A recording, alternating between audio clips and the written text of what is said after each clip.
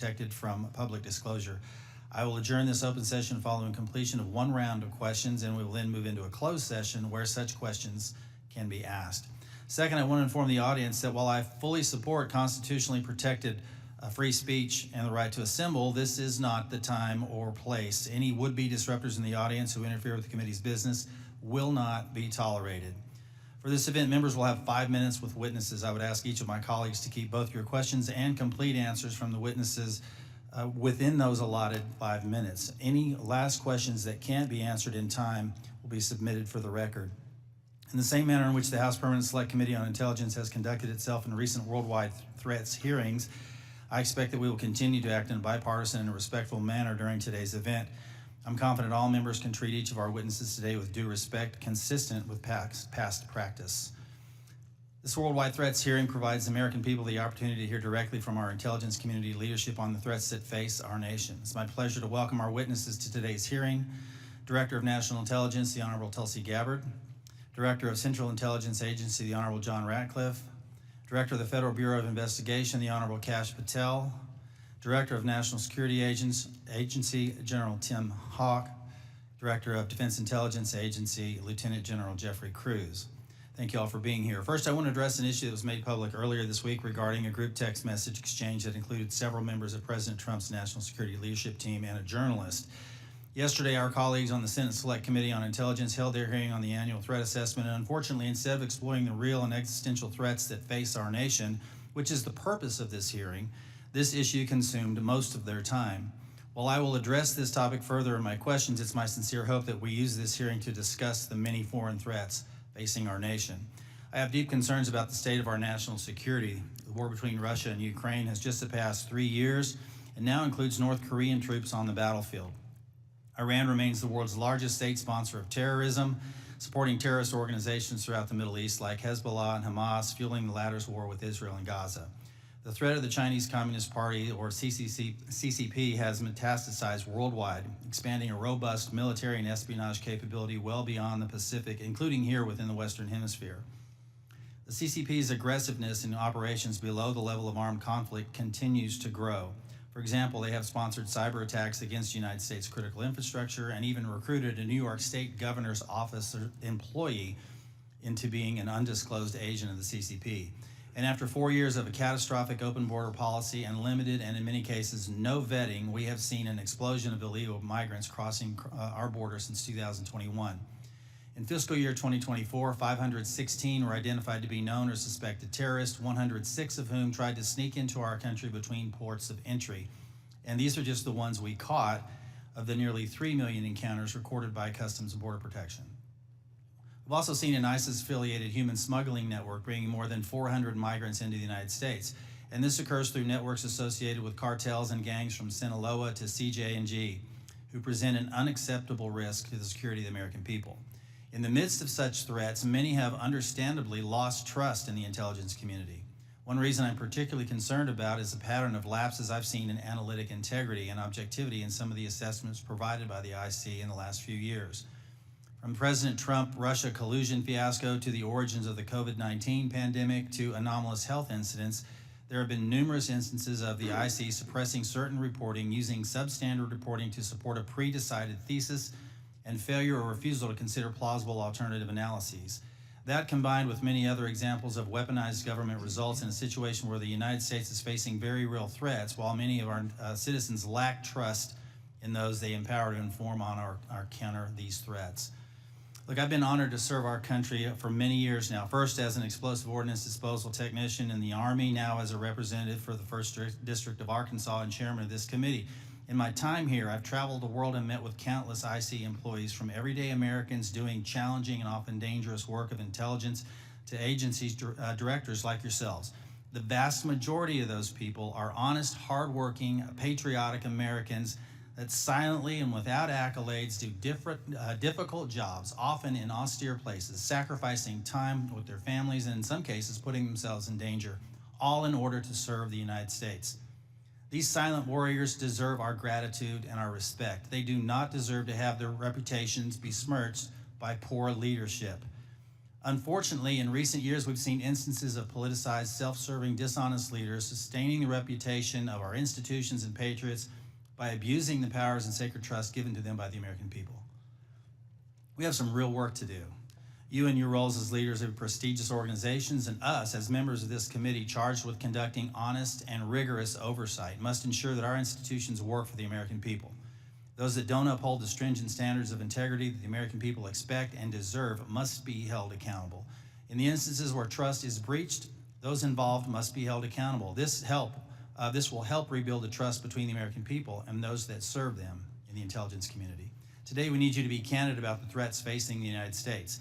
I have deep concerns that many threats have been downplayed or not taken seriously enough for some time, particularly in the homeland and the Western Hemisphere. I look forward to hearing your assessment. Thank you again to our witnesses for being here today, and with that, I want to yield to the distinguished ranking member, Mr. Himes, for his opening statement. Thank you, Mr. Chairman, and good morning and welcome to our witnesses. As the chairman said, this hearing is an important opportunity for our committee and the American people to hear directly from the senior leadership of the intelligence community about the threats that our nation faces. I read the unclassified report and I found a lot of continuity in the IC's assessment about critical threats to our national security compared to last year's assessment. The IC continues to see threats from our principal adversaries, China, Russia, Iran, and North Korea. I must say, though, that after these last 2 months, I'm worried that the call may be coming from inside the House. This report calls Russia, and I quote, an enduring potential threat to U.S. power, presence, and global interests. But as far as I can tell, we're now on Team Kremlin. We vote with them and against our allies in the United Nations. We humiliate President Zelensky in the Oval Office. The president's chief Russian negotiator, Steve Witkoff, is repeating Russian talking points and participating on a madcap signal chat about an attack on Yemen while inside Russia. USAID is gone, and with it, all American soft power. If I had time, I would ask the generals at this table about what it means to our national security to give up our soft power. We're no longer helping struggling nations in Africa. China, or worse, terrorists, are filling the vacuum. I wonder how many of those African countries will be named in next year's threat assessment. Thanks to DOJ, the men we paid to guard the most vicious ISIS terrorists in the world in Syria walked off the job. You think we'll see their names in this document next year? Elon Musk fired the people who maintain our nuclear weapons. Does that feel like a threat to you? Apparently, all of this mayhem is cheered by the President of the United States and by 20-somethings with laptops and nicknames like Big Balls. But I've been doing this for a long time, and I know that Moscow and Beijing and Tehran and Pyongyang cannot believe their luck. Now we come to learn that people in the most dangerous and sensitive jobs on the planet put extremely specific pre-decisional discussions about a military attack on signal, which could be intercepted by the Russians and the Chinese. Everyone here knows that the Russians or the Chinese could have gotten all of that information, and they could have passed it on to the Houthis, who easily could have repositioned weapons and altered their plans to knock down planes or sink ships. I think that it's by the awesome grace of God that we are not mourning dead pilots right now. The two general officers sitting at the table and the people who work for all of you know that if they had set up and participated in the signal chat, they would be gone. And they know that there's only one response to a mistake of this magnitude. You apologize, you own it, and you stop everything until you can figure out what went wrong and how it might not ever happen again. But that's not what happened. The Secretary of Defense responded with a brutal attack on the reporter who did not ask to be on the signal chain. Yesterday, our former colleague Mike Waltz did the same in the White House and then went on Fox to call Jeff Goldberg a loser. What do you think the people who work for you are seeing and learning from that? Now, except for that last part, Almost all of the mayhem slowly eroding our safety, our standing, and our security in the world has largely happened outside the IC. If you had a part in that, and I suspect you did, I thank you. I'll say it now and I'll say it again every time we see each other over the next couple of years. You must protect the thousands of patriots who go to work every day under you to keep us safe. You need to go to work every day thinking about their morale, their well-being, and their protection. I've done intelligence oversight for more than a decade. It's my job to ask you the tough questions and maybe even make you uncomfortable. But John, I don't ever walk through your lobby and look at those 140 stars on the wall without choking up over the fact that men and women far better than I will give their lives to keep us safe. There's about a dozen people in this room who know all their stories, and you know and I know that many of the men and women who have stars on that wall died because of bad decisions or poor judgment by their leaders. We've all worked together before, and recent events notwithstanding, we need you to succeed. Your people and our safety requires you to succeed. I really hope you do. But let me say now that if some overcaffeinated 20-year-old succeeds in firing your linguists or your mathematicians or your paramilitary officers, if you shut down some unit because Steve Bannon or Seb Gorka doesn't like it, America will be less safe and people will get hurt. And I and this committee and history will be very unkind.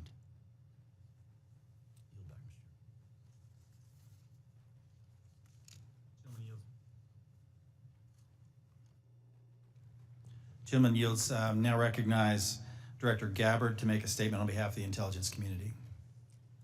Thank you very much, Chairman Crawford and Ranking Member Himes, members of the committee. Thank you for the opportunity for us to be here to present the 2025 Annual Threat Assessment.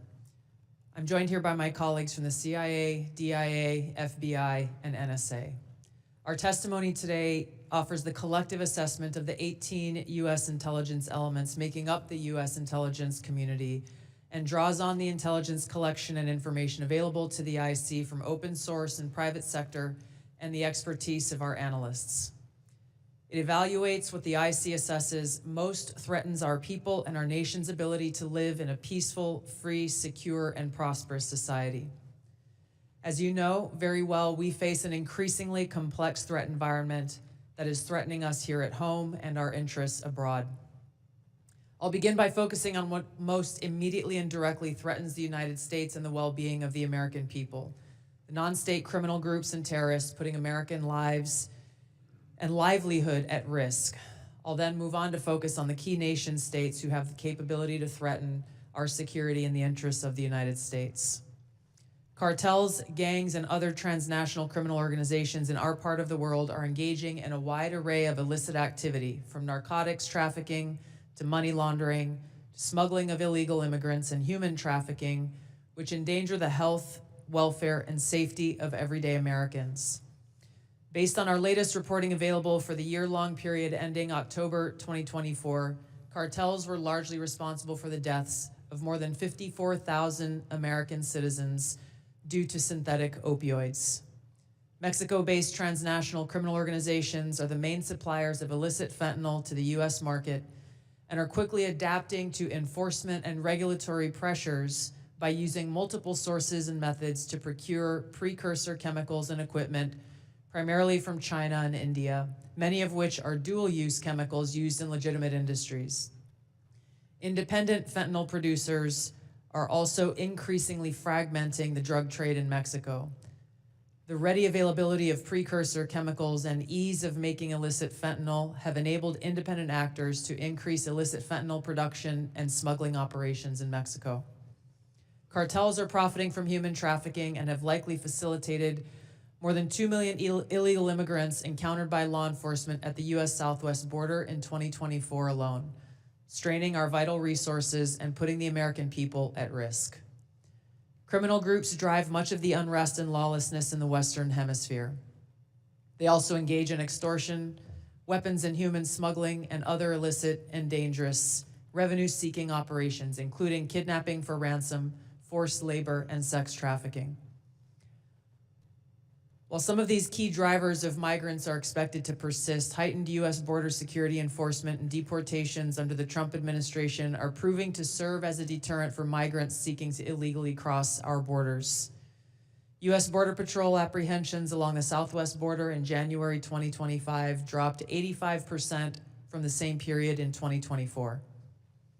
Transnational Islamist extremists such as ISIS and Al-Qaeda and affiliated jihadi groups continue to pursue, enable, or inspire attacks against the United States and our citizens abroad and within the homeland to advance their ultimate objective of establishing a global Islamist caliphate.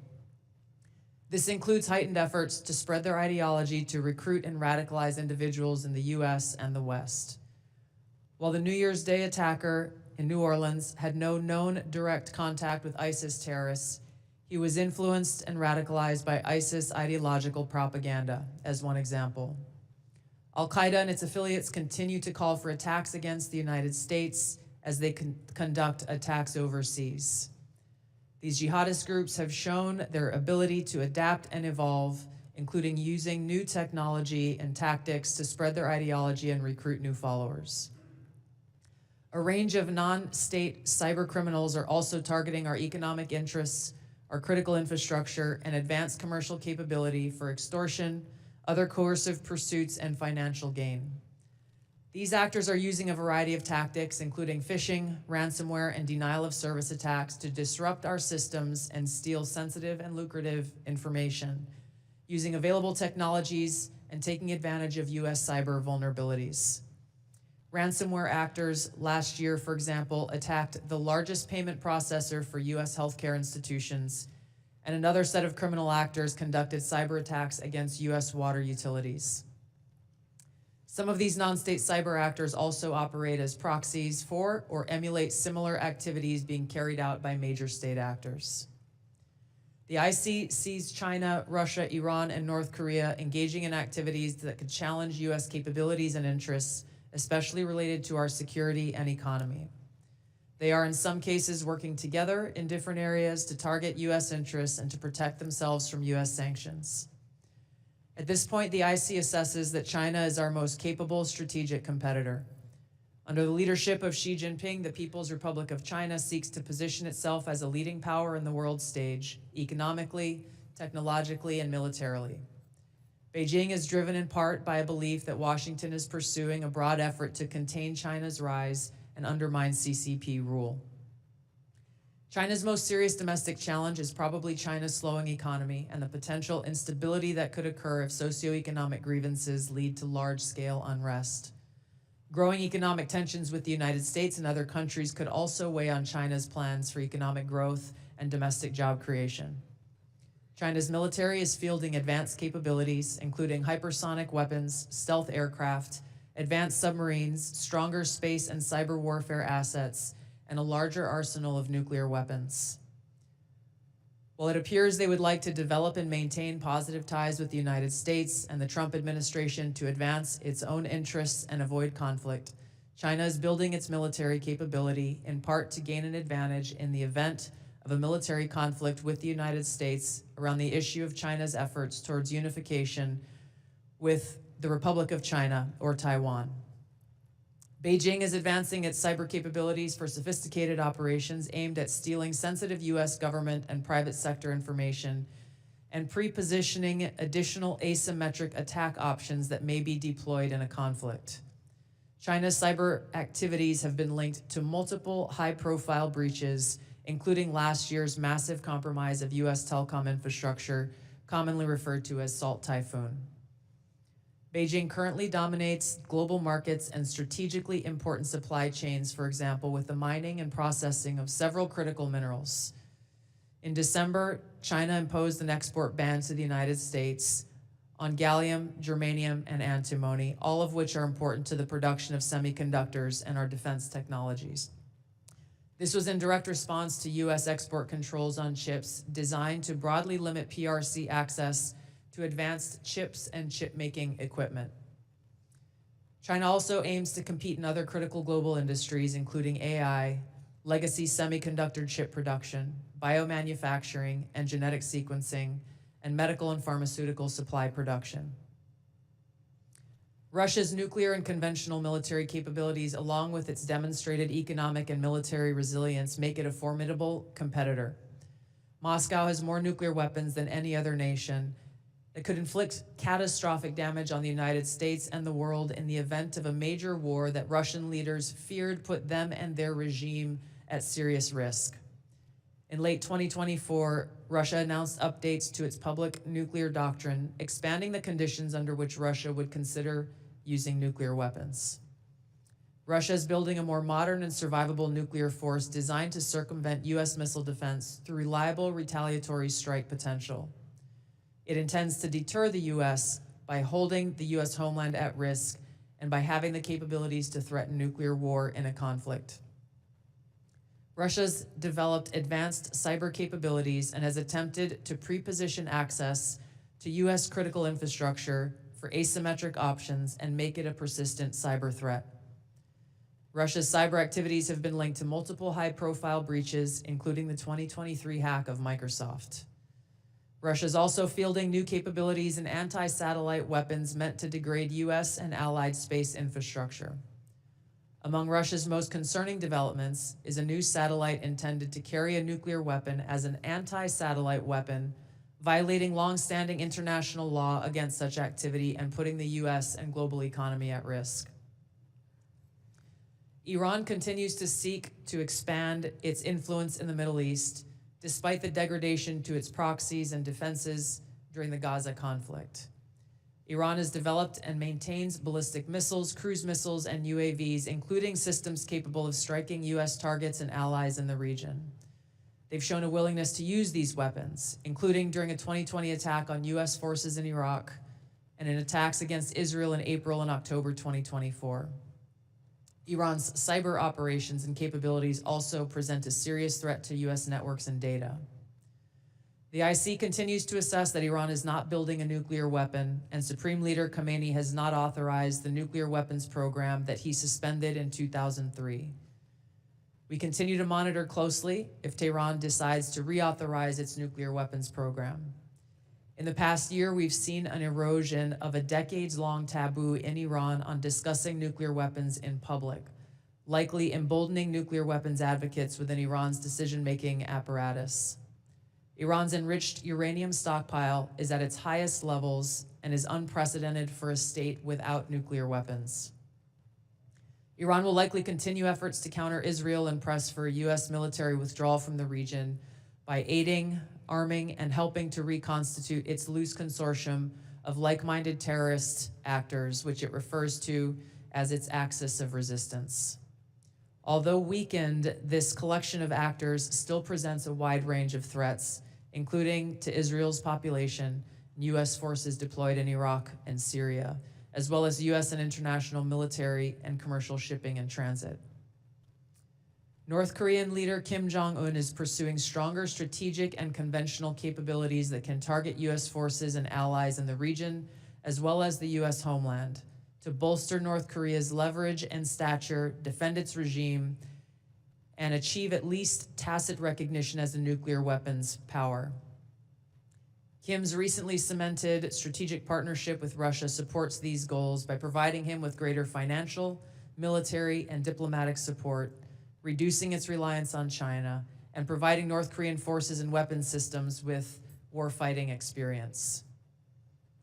Kim views his strategic weapons advances, its deepening ties with Russia, and its economic durability as strengthening his negotiating position against Washington's demands for denuclearization and lessening Kim's need for sanctions relief. Since 2022, China, Russia, Iran, and North Korea have grown closer. Removing the accelerant of the war in Ukraine is unlikely to revert these bilateral relationships to a pre-war 2021 baseline, leaving room for new strategic priorities and world events to create new incentives or challenges to their expanded cooperation. Russia has been a catalyst for much of this expansion, driven heavily by the support it has needed for its war against Ukraine. including protection from U.S. and Western sanctions. In addition to exchange of military and other resource capabilities with North Korea, Russia has relied more heavily on China's financial and defense industry backing and has increased combined military exercises with China. With Iran, Russia has also expanded financial ties to mitigate sanctions. Iran has become a critical military supplier to Russia, especially of UAVs, in exchange for Russian technical support for Iranian weapons, intelligence, and advanced cyber capabilities. The threats that we see to the U.S.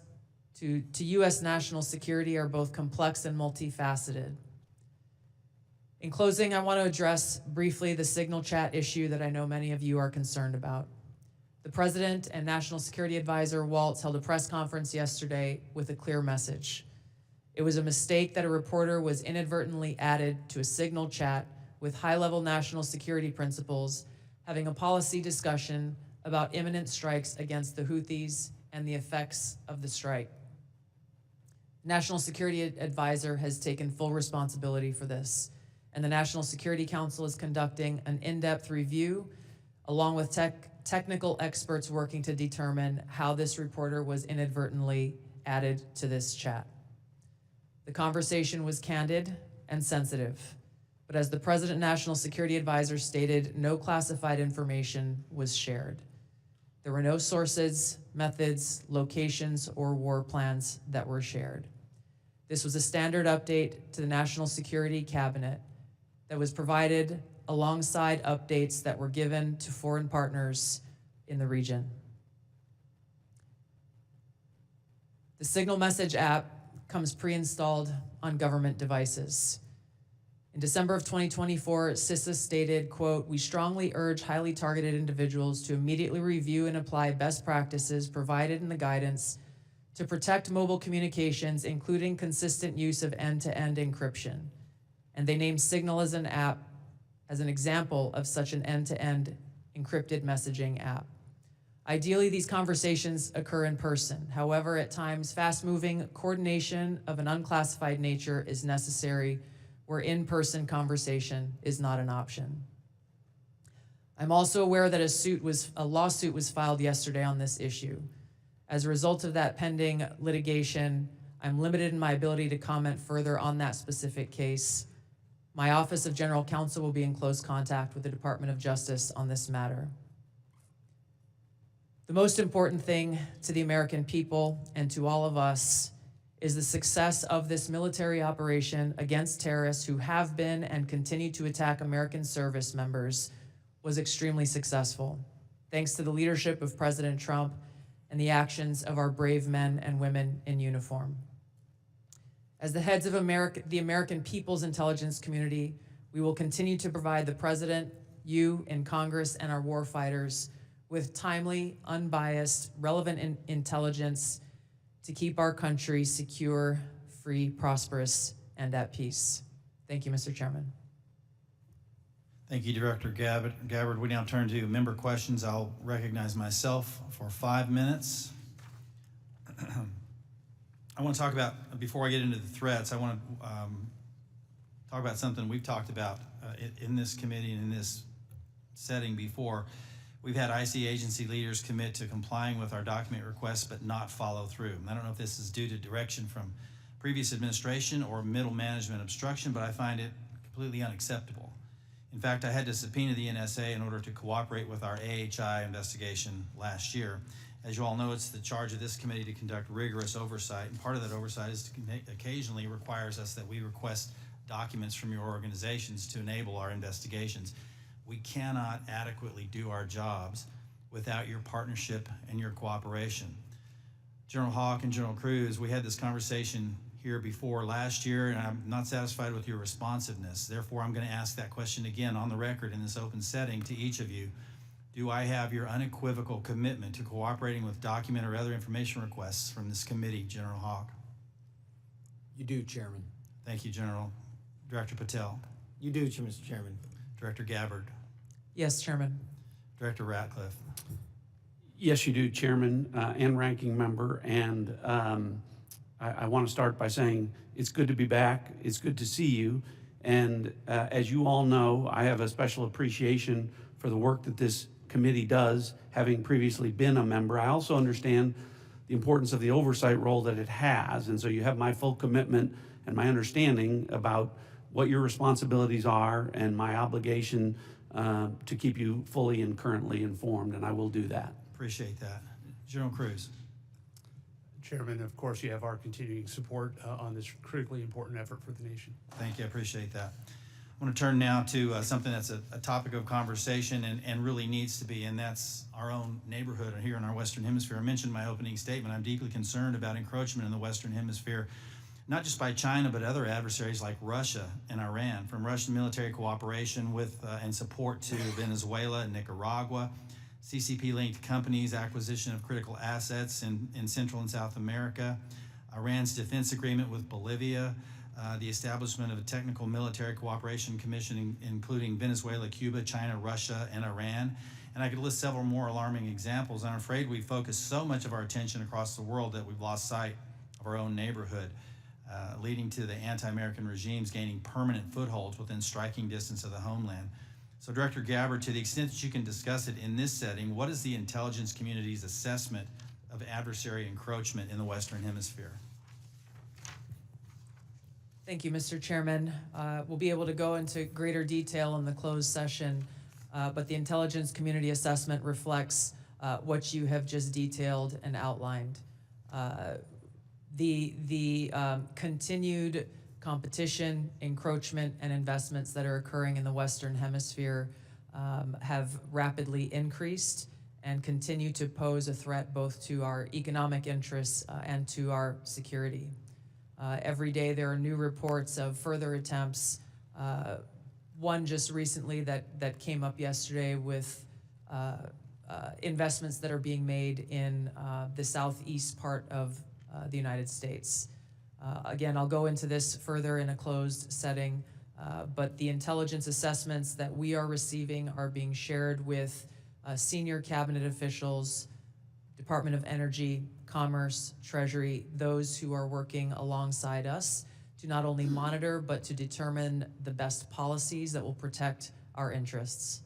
Thank you. I want to turn to Director Patel real quick in the time that I have left. If you can flesh this out for me just a little bit. You indicated something that caught my attention in the proceeding yesterday, and that was your involvement with the Judicial Drug Task Force that you partner with at the state level, and how that has yielded positive results with regard to cartel activity. Can you put a little finer point on that to describe those partnerships in the 53 seconds we have remaining? Yeah, I'll try to be brief, Mr. Chairman, Mr. Vice Chairman. Thanks for having us, Ranking Member.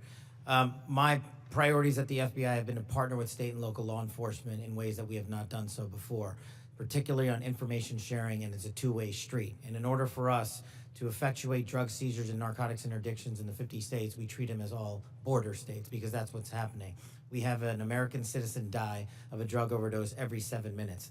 That is wildly out of control and unacceptable. But the FBI cannot do that mandate and secure the American people from Washington, D.C. So we're putting resources in the field. We are working with our partners at the state and local level, and we are seeing immediate results, as we are seeing in Arkansas, as I outlined yesterday, with hundreds of arrests, thousands of pounds of narcotics seized, dozens of weapons, and multiple indictments. Thank you, Director. I'm going to yield and recognize Ranking Member Himes for 5 minutes. Thank you, Mr. Chairman. If there's something I care as much about as the national security of the United States, it's the powers and prerogatives of this Congress and its oversight duties. So I want to spend a minute or so on yesterday's testimony in front of the Senate and direct these questions in particular to Director Patel and Director Gabbard.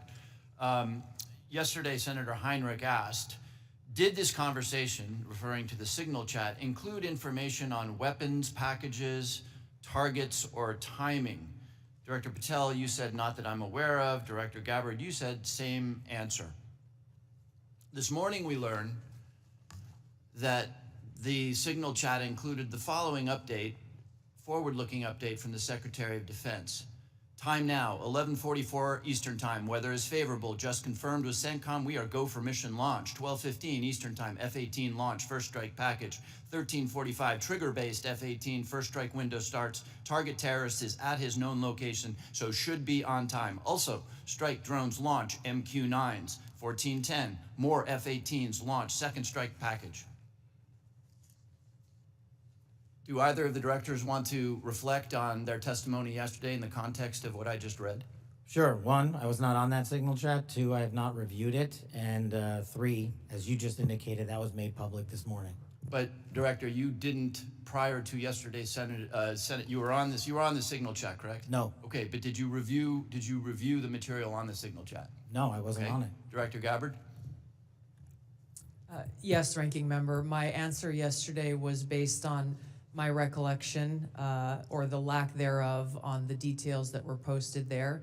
I was not, and what was shared today reflects the fact that I was not directly involved with that part of the signal chat and replied at the end reflecting the effects, the very brief effects that the National Security Advisor had shared. So it's your testimony that less than 2 weeks ago, you were on a signal chat that had all of this information about F-18s and MQ-9 Reapers and targets on strike, and you in that 2-week period simply forgot that that was there. That's your testimony? My testimony is I did not recall the exact details of what was included there. That was not your testimony. Your testimony was that you were not aware of anything related to weapons packages, targets, and timing. As the testimony yesterday continued on, there were further questions related to that, where I acknowledged that there was conversation about weapons, and I don't remember the exact wording that I used, but I did not recall the specific details that were included. Director Gabbard, you've reasserted that there was no classified information. I think we can all agree that that information shouldn't have been out there. But let me ask you this. Are you familiar with the ODNI's classification guidance? I'm familiar I've with actually it. got a copy right here. If I read you a part of that guidance, I wonder if you could tell me what the level of classification indicated is. I'm reading from your classification guidance. And the criteria is information providing indication or advance warning that the U.S. or its allies are preparing an attack. Do you recall what your own guidance would suggest that be classified? I don't have the specifics in front of me, but it would point to what was shared would fall under the DoD's classification system and the Secretary of Defense's authority. So let me help you, because there's a very clear classified answer. and what is not. You don't, I guess you don't have it, but information providing, this is the ODNI guidance, information providing indication or advance warning that the U.S. or its allies are preparing an attack should be classified as top secret. Do you disagree with that? I don't disagree with that. I just point out that the DoD classification guidance is separate from the ODNI's classification guidance. Do you think it would be And materially different? Ultimately, the Secretary of Defense holds the authority to classify or declassify. Do you think it's likely that DoD guidance is materially different from what I just read?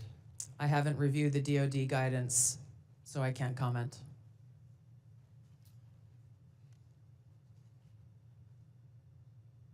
Director Gabbard, a lot of this suggests sort of a lack of sobriety. When there's punch emojis and fire emojis, it's a lack of sobriety. I don't mean that literally. But I have one last question for you, because I think people really listen to what you have to say. You, on March 15th, as DNI, retweeted a post from Ian Miles Chong, who is listed on RT, that's Russia Today's website, as, quote, a political and cultural commentator who has contributed content to RT since at least 2022. Director Gabbard, do you think that it's responsible for you as head of the intelligence community and the principal presidential intelligence advisor to retweet posts from individuals affiliated with Russian state media? That retweet came from my personal account, and I would have to go back to look at the substance of the tweet. Can I, just so that we don't have a lack of confusion amongst our allies and enemies and us, can I act perhaps that you not think that you should be saying one thing on your personal account than you say officially? I maintain my First Amendment rights to be able to express my own personal views on different issues. Thank you. I yield back, Mr. Chairman. Gentleman yields. Now recognize the distinguished Vice Chairman, General Kelly. Yeah, I'd now, for the first 30 seconds, Mr. Ratcliffe or Director Ratcliffe, formerly known as Texas, from this Mississippi guy. I'd like to give you 30 seconds if you have anything to respond to what Ms. Gabbard Director Gabbard, just said. Well, Mississippi, it's good to see you again, and I appreciate the opportunity. You know, there's so much talk about this Atlantic article and about things that were said and that could have happened instead of a focus on what did happen. So my responsibility as CIA director, one of its responsibilities is to kill terrorists. And that's exactly what I did along with President Trump's excellent national security team. That's what we should be focused on. With regard to that article, I also would appreciate the opportunity to relay the fact that yesterday I spent 4 hours answering questions from senators as a result of that article that were intimating that I transmitted classified information because there were hidden messages. Those messages were revealed today and revealed that I did not transmit classified information, and that the reporter, who I don't know, I think intentionally intended it to indicate that. That reporter also indicated that I had released the name of an undercover CIA operative in that signal chain. In fact, I had released the name of my chief of staff, who is not operating undercover. That was deliberately false and misleading, and I appreciate the opportunity to reflect that my answers haven't changed. I used an appropriate channel to communicate sensitive information. It was permissible to do so. I didn't transfer any classified information, and at the end of the day, what is most important is that the mission was a remarkable success, is what everyone should be focused on here, because that's what did happen, not what possibly could have happened. Thank you, Director Ratcliffe. Director Patel, thank you for the great job that you've done. So first of all, your coordination and trying to comply with the letter that was sent last year and the year before asking for the baseball shooting, of which what I got was basically what happened on the field, and I was there, so I don't need to know that, although no one from the FBI ever talked to me about what happened. They talked to people who were not there. But I appreciate your commitment to getting us the full unredacted report, or the redactions are to protect innocent people who were not part of the process, not the people who made decisions to classify that as suicide by a cop as opposed to an assassination attempt of many members of Congress, of which I was one. Thank you for your commitment, Director Patel, because I know that you will give us what we have asked for so that we can put this to rest, Mr. Winstrup, myself, and several others. Can I get your commitment to do that, Director Patel? In fact, I just got an update, Mr. Vice Chairman, from my team. You'll have all of those materials to you and your committee by the close of business today, or at the latest tomorrow morning. And just really quickly, Director Ratcliffe, and I don't want to go over time. I think it's so important for everybody to have their time. Can you tell me the impact that DOJ has had in causing you to fire people you shouldn't have fired, or release people who are instruments of national security and no longer there? Tell me if you've had any impact specifically that DOJ has caused you to lose someone who was necessary for national security. Given the fact that as of this date, no one from DOJ has been on the CIA campus, and I've had no direct communication with DOJ other than conversations with Elon Musk at cabinet meetings, I would say the impact is zero. Director Patel? I'm in a similar situation. We do work with DOJ on government efficiencies, but I have not seen any negative impacts at the FBI. Thank you very much. And Director Gabbard, it's good to see you again too. You know, I think we were freshmen together, you and I and Director Ratcliffe, and I'm here and you guys are like there. Have you seen any impact across the whole IC that DOJ has caused things that you can't respond to? Yeah. Thank you, Congressman. It's great to see you all again here. The answer is no. Similar with Director Ratcliffe, DOJ has not been at ODNI. The president understands the essential national security mission that we have, and we are going through our own internal assessments to ensure we're achieving the effects in an efficient way that is responsible to the American taxpayer. Yield back, Mr. Chairman. Gentleman yields. Mr. Carson. Thank you, Chairman, to the witnesses, many of whom I've worked with in the past. It appears that this year's report omitted any discussion of transnational concerns like global health security, infectious diseases, and the role of conflict, violence, and political instability play as drivers of migration. Coupled with the administration's cuts to USAID and other international assistance, particularly health and humanitarian assistance, won't these reductions and eliminations increase regional instability and volatility in areas already at high risk for threats? Was the IC consulted at all in the decisions to eliminate such critical funding, and why weren't these risks included in this year's report? Thank you for the question, Congressman. The direction that I gave to our National Intelligence Council as they were putting together the annual threat assessment was to focus on the most direct and extreme threats that we face from non-state and state actors. While I acknowledge the factors that you've mentioned create an environment that our operators and intelligence officials need to be aware of, this year's annual threat assessment was really more targeted to focus on the direct threats that we have the ability to affect and impact. Some of those were included here that you mentioned with regard to the effects and impacts of USAID. That assessment has not yet been done, or at least to my knowledge, and was not considered to be included here. Director Patel, this year's assessment, sir, confirms the threat I've worked on for a number of years, domestic extremists, including lone wolves, white nationalists motivated by racial or anti-government grievances, even religious grievances. Mr. Director, a few yes or no questions. Do you, sir, agree that these domestic threats must be addressed as thoroughly as foreign extremists? All threats like that will be treated equally, yes, sir.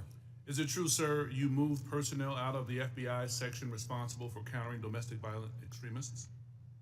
I don't believe I did that. Is it true, sir, that you've discussed disbanding this section? I don't believe I've done that. Will you pledge today, sir, not to disband this critical section? I will pledge to you today that any personnel matters that are being worked on currently, once finalized, the congressional notification will be published to your committee. Mr. Chairman, I yield back. The gentleman yields. Now recognize the gentleman from Illinois, the former federal prosecutor, Mr. LaHood. Well, thank you, Mr. Chairman. I want to thank all of our witnesses today for your service to our country. And I want to focus my questions this morning on FISA Section 702. And Director Radcliffe, welcome back to the committee.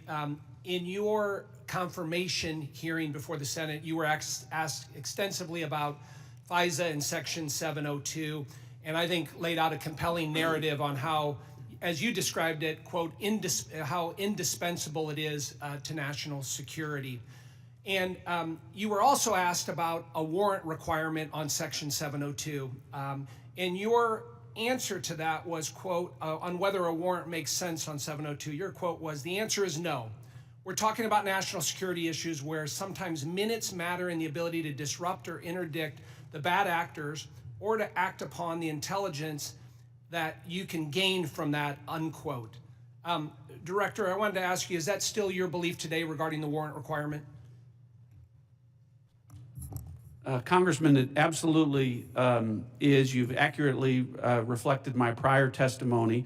It is also my testimony that 702 is indispensable to our intelligence picture, and the loss of it would be catastrophic to CIA. And the reason that I say that from this position is not only is 50% of all of our critical analysis provided to the President as Commander-in-Chief in the President's daily brief 702 derived, 70% of CIA's success with regard to advanced weapons counterproliferation is the result of 702 collected information.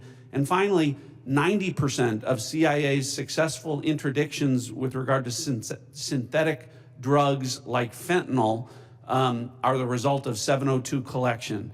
It's absolutely indispensable to the work that CIA does, and I'm glad that you gave me the opportunity to reflect that to this committee. Thank you, Director. And just to ask a follow-up on that. As you know, in the House last year, when we had our FISA reform and Section 702 reform measures put in place, you know, we had a debate, robust debate on the House floor regarding the warrant requirement. It was a very, very close vote, 212 to 212. Director Ratcliffe, what can you tell our members to alleviate and reassure them on, again, the harm that a warrant requirement would do to 702? Well, Congressman, it would impose a de facto ban on lawfully querying previously collected data to find threats against U.S. persons and government officials. So that would be, again, catastrophic to our efforts to keep our community safe. And I would also point out, because I know that these are legitimate concerns with regard when we talk about FISA and 702 specifically, everyone on this committee recalls that when I was a member, I also called out FISA abuses when they occurred. And I don't want there to be any violation of Americans' civil liberties and Fourth Amendment rights. But I would point to the CIA's frankly impeccable record of compliance, and we can talk about that more in a closed session. Thank you, Director. Director Patel, I want to turn to you. Similar in your Senate confirmation, you were asked extensively about 702. And as you know, in our bill that we passed last year, we put lots of reforms and changes and protocols in place for the FBI. And I know that you're supportive of many of those. Specifically on the impracticalities of a warrant requirement on 702, you were quoted as saying, when you were asked about it, it is almost impossible to make that function of the warrant requirement work and to serve the national no-fail mission. Is that still your testimony here today? It's great to see you, Congressman, and yes, that's my testimony. Thank you. As you know, the reforms that we put in place were significant, requiring the FBI personnel to get a supervisor or attorney approval to conduct U.S. person inquiries, requiring high-level approvals up to the FBI deputy director level before certain queries are conducted on U.S. elected or appointed officials, candidates, or media personnel, requiring the Department of Justice to audit all U.S. person queries performed by the FBI within 6 months of each, of 6 months of each query, reducing the number of FBI personnel who have the ability to query. Can you talk about the current implementation of those reforms and how that's going, Director Patel? Absolutely. With probably the most recent one, in terms of 702 query reviews, we only have about 200 left when it comes to U.S. persons, and we will promulgate those findings to you. But as of today, of all the U.S. persons queried in the 702 databases, there's only been one instance of negligent conduct. We have already implemented limited access to those who actually know how to use the FISA process in 702, and we have implemented a direct reporting structure to the Office of Director and the Deputy Director to make sure that anyone, whether it's intentional or unintentional, abuses the 702 query system is brought to our attention immediately, and we will take that on for action directly. And in terms of piggybacking off Director Ratcliffe's, the public defender in me realizes the importance of constitutional due process more than anyone. The staffer in me from the House Intelligence Committee may be the only person who has worked more on FISA reform and exposing FISA abuse in modern congressional history. And the terrorism prosecutor in me and the JSOC civilian in me tells me that we cannot do away with 702 or FISA Title I and Title III, but we can work with you and your committee to make it better. I don't know all those ideas. I don't have all those answers, but you have my commitment that we will use it appropriately going forward. Thank you, Director. I yield back. Gentleman yields. Mr. Castro. Thank you, Chairman. Tulsi, you and I came into the Congress together in 2013. And Cash, you and I was serving on the Intelligence Committee when you worked on the Intelligence Committee. And John, you and I are both from Texas, and we both served together on the Intelligence Committee. Y'all, the idea that this information, if it was presented to our committee, would not be classified, y'all know is a lie. That's ridiculous. I've seen things much less sensitive be presented to us with high classification. And to say that it isn't is a lie to the country. I want to ask the generals now. The NSA is principally in charge of intercepting things like signals intelligence from other countries. General, I want to ask you, if your organization, your agency, intercepted something like this from Russia or China or some other country, would you consider this classified information?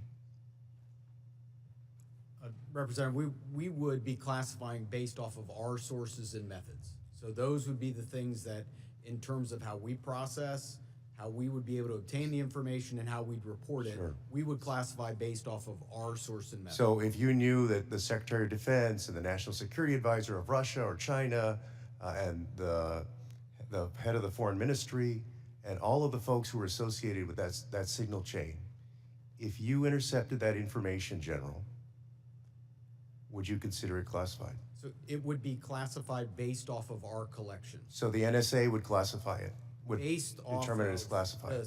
the protection of our own source and method, not necessarily based off the content, but how we collected that information. But it would be classified. Well, we certainly wouldn't be collecting on a U.S. person conversation. No, I understand. I'm We're saying collecting on a- but if you did your job and collected it from the Russian Foreign Ministry and the National Security Advisor and the Secretary of Defense and the President's Chief Advisor, there is no way, having sat on this committee for 9 years, that somebody would come in with that information and give us something that says unclassified. You can walk out of this room with this information and give it to whomever you want. You know, with all respect, you and I worked on the committee at the same time. Tulsi, you and I came in together. I've never had an issue of beef with you. John, you and I are both from Texas. Y'all know that's a lie. It's a lie to the country. I want to ask about the Alien Enemies Act really quick while I have time.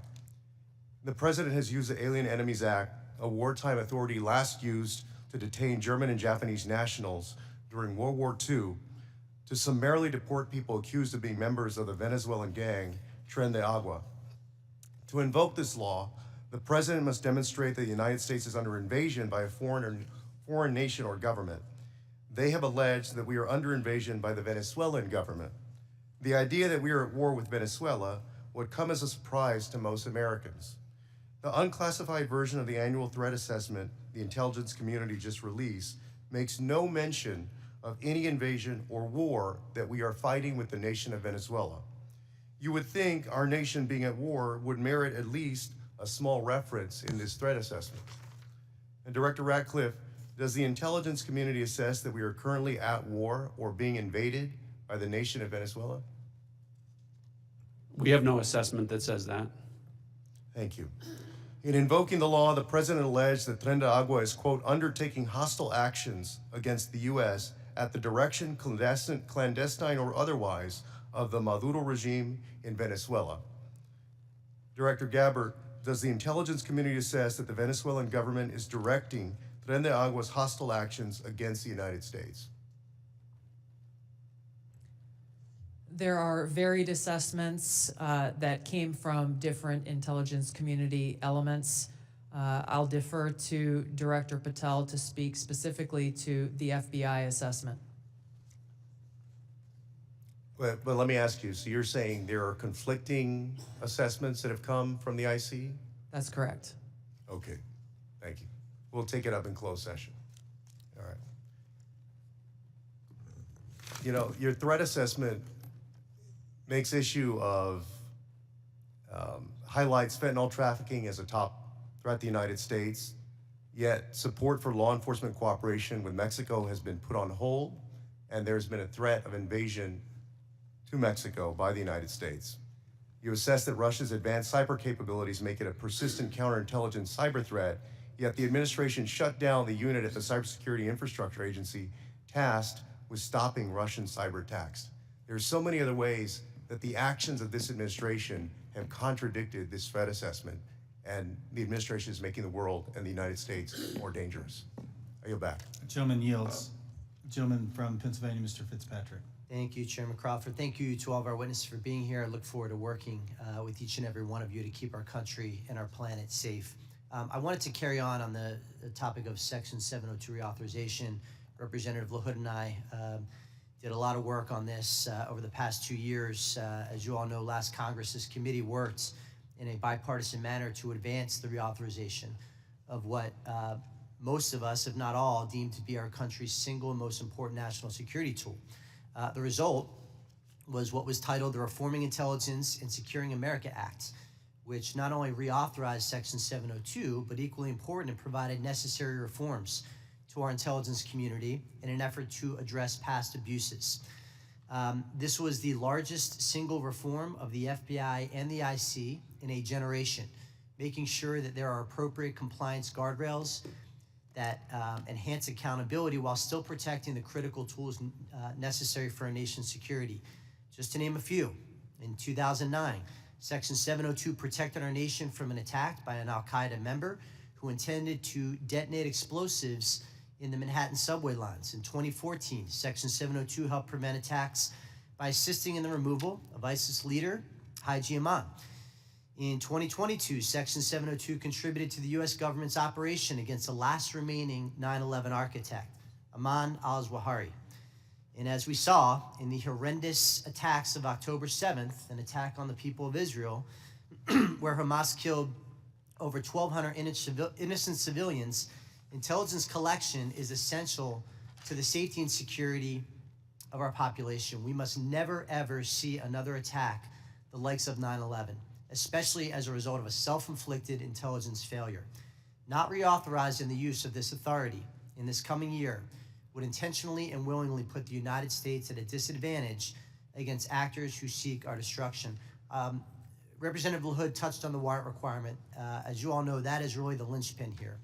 And I think it's abundantly clear for members of this committee, members of this Congress, and for members of our intelligence committee to understand that a warrant requirement is on the collection of data. A warrant requirement cannot apply to the querying of already lawfully collected data.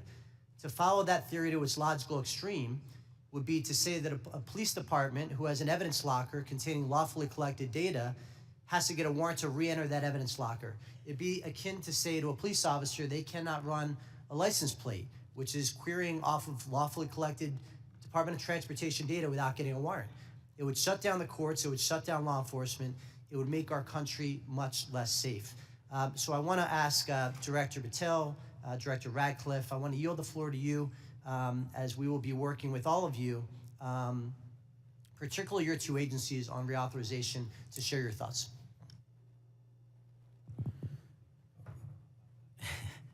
So it's great to see you, sir, and thanks for the question. Look, on 702, just to flesh out some of the more specific operational use that I have it with specifically relates to what you just said. When I was a terrorism prosecutor, we used 702 directly to prevent the shopping mall in Houston from being blown up. We used 702 collection directly to prevent an attack on the state capitol in the state of California. And those individuals were prosecuted and are currently in prison. And balancing that awesome responsibility with the constitutional protections that every American should have when we're talking about U.S. persons specifically is something that I keep in mind on every single decision surrounding 702. But as Director Radcliffe stated, and it has been my experience, while I understand and appreciate the concerns for the warrant requirement based on U.S. persons, if there is a solution that allows that to happen in real time, then we can have that discussion. But I have not encountered one, and thus it obviates the need in my perspective, in my mission set to protect the American people and hunt down criminals in its application. So where it is now with the reforms y'all have implemented, we've done a great job on protecting American civil liberties, and I'm always open to, and I do believe we can do some more. Director Radcliffe? Good to see you again, Congressman. I agree with Director Patel's comments with regard to that. I'll start out by saying, obviously in this role, I'm not a policymaker, but at the appropriate time, when this comes up for renewal, I think I made it clear and will make it clear from the CIA's perspective, the indispensability of 702 as a tool to providing the Commander-in-Chief an accurate picture of the threat environment. You mentioned some examples of 702 success. When we get into the classified session later this afternoon, I have some further examples of 702 success that we can talk about, and I think that reflects my position.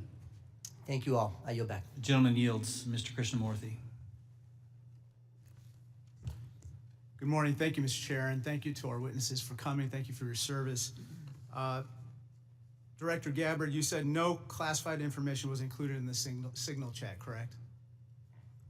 That's correct. And President Trump also said there was no classified information in the Signal chat. And Secretary Hegseth said nobody was texting war plans. There was absolutely no classified info in that chat. Lieutenant General Cruz, I'd like to talk to you about a couple things real quick.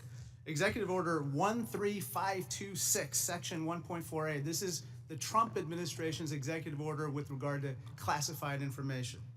It says, information shall be classified if its unauthorized disclosure could reasonably be expected to cause damage to national security, including military plans, weapons systems, or operations. You don't disagree that that's accurately quoted, right?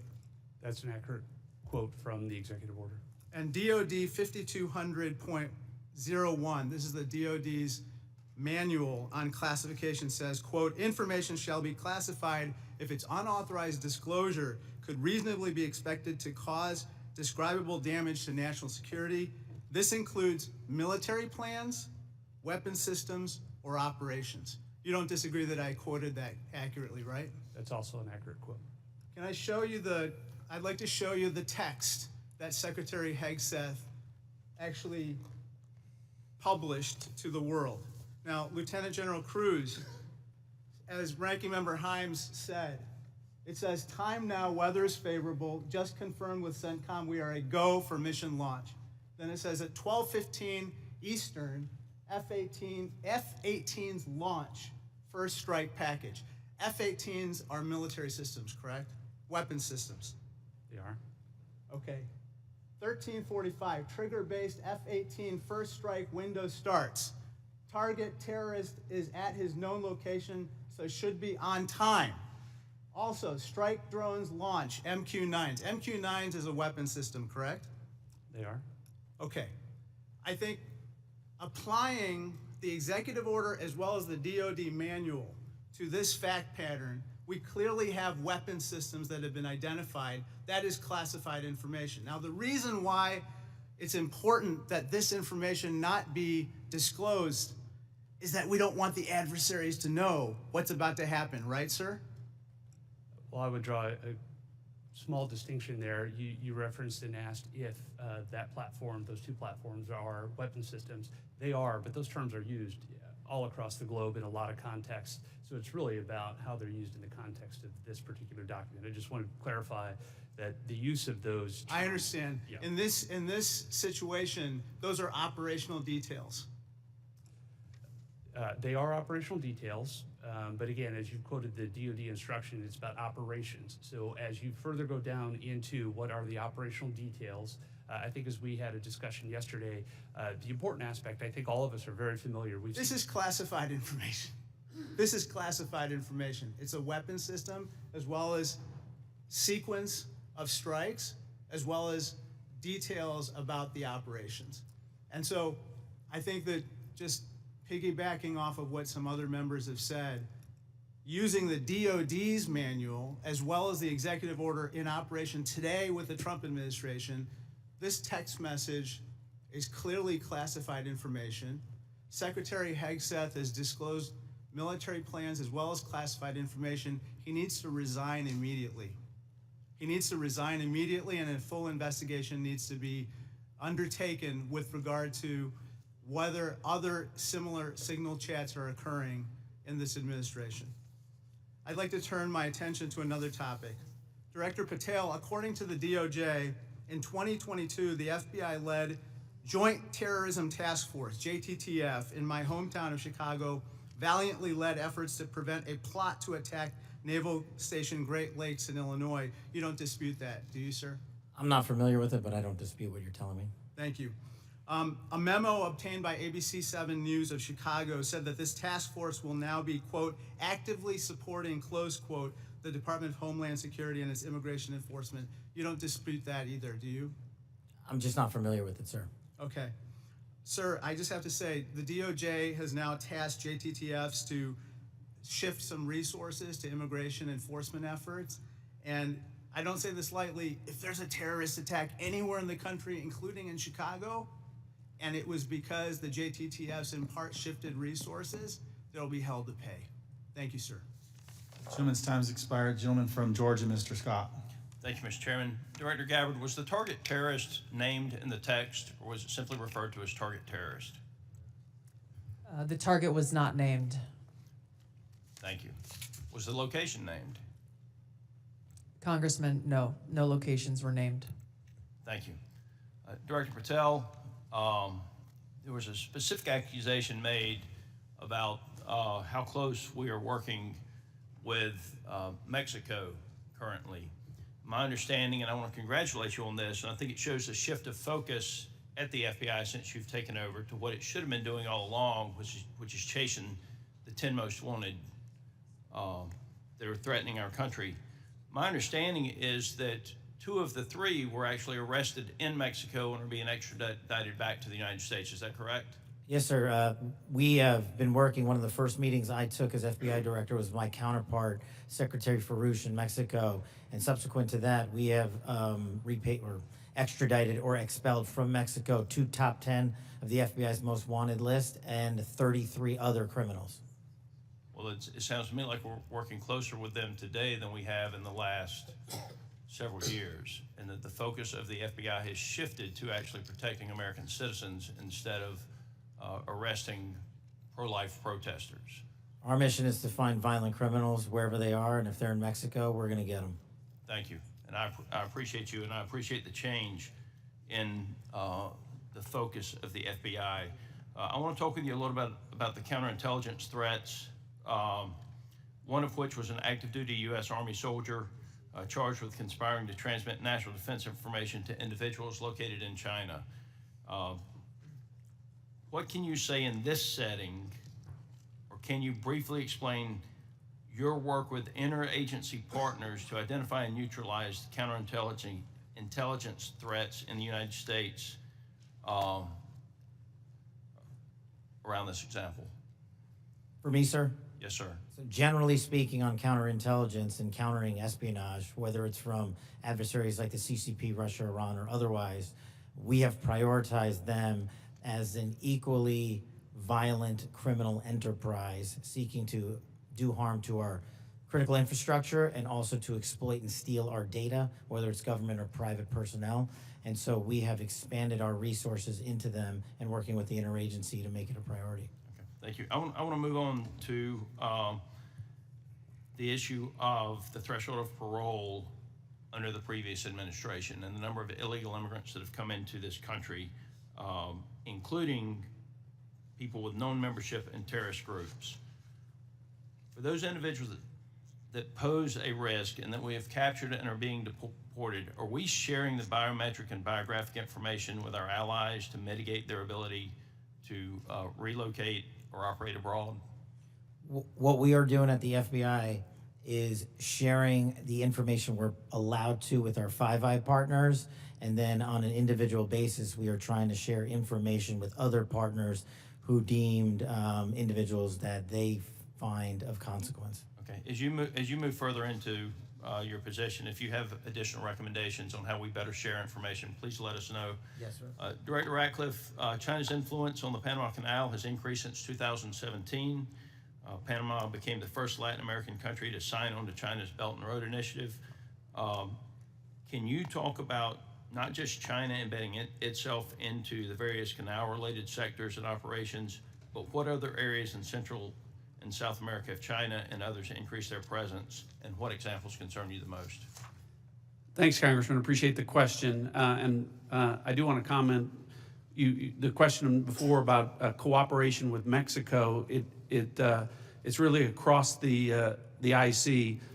When Mexico's Secretary General Omar Harfouch, head of Mexican security, was here, he not only met with Director Patel, he met with Director Gabbard, and he met with me. So we have been working on that, again, to the benefit of both our countries. To your point, the PRC throughout Central and South America continues to attempt to use its soft power to gain a foothold. They use direct aid to countries that need it. They also provide funding to universities to get a foothold to create influence. And you mentioned the Panama Canal, and you've seen diplomatic efforts of the administration to address that and push back on PRC ownership of the canal locks.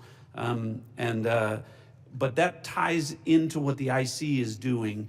In these instances, it's important for us, Congressman, to the best way we can operate is to provide intelligence to countries in Central and South America, to provide them with briefings, which we do, to provide them with tailored analysis of our intelligence about how China is manipulating them, about how China is hacking them, the things that China is doing to gain a foothold, and Russia and Iran throughout that area. So the CIA is very much focused on that.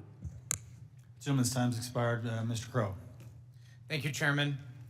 General Hawk, the NSA recently warned its employees not to use the Signal app. Is that correct? What we did, Congressman, is we put out cybersecurity advisories on a whole host of systems. On the Signal app that was included in that advisory, right? What we've done is we put out an advisory on how to use the Signal app and other encrypted applications, because we do encourage our employees and their families to use encrypted. Because there's risk to that app. There are. Okay. General Cruz, DOD also issued a warning about vulnerabilities to the Signal app recently, correct? That's correct. Okay. Director Gabbard, you were on the Signal text chain in question, correct? Yes. As was Mr. Witkoff, the administration's lead negotiator with the Russians, correct? Yes. And at the time, Mr. Witkoff was actually in Russia during this chat discussion, was he not? I was not aware of that. Was he on his personal phone at the time? I don't know. Well, it's my understanding that he was indeed in Russia. Director Gabbard, you were also traveling during this discussion, correct? Yes. And where were you? I was traveling through the Asia-Pacific region. I don't recall which country I was in at that time. You don't remember the country? I'd have to go back and look at the schedule. Director Gabbard, I want to direct your attention again to the text chain where it says, just confirmed with CENTCOM, we are a go for mission launch. Does that indicate to you that there is about to be a military operation? Yes. Director Gabbard, earlier in this hearing, we heard about the DOD's classification standards. I want to now turn my attention to your classification standards. You're the Director of National Intelligence. The Office of the Director of National Intelligence classification guide says, quote, information providing indication or advance warning that the U.S. or its allies are preparing for an attack, end quote, is to be classified as top secret. Are you familiar with that? Yes. Director Gabbard, have the Houthis indicated an ability to shoot down American aircraft? Yes. They have in fact done so, haven't they? Yes. Including MQ-9 Reapers, haven't they? That's correct. And that was one of the systems used in the attack recently that's the subject of this discussion, is it not? Correct. General Cruz, are you familiar with this system? I'm not wearing my glasses at the moment, but Well, I'll help you out. This is an SA-3 anti-aircraft system. correct. Are you familiar with this next system? I am. What is it?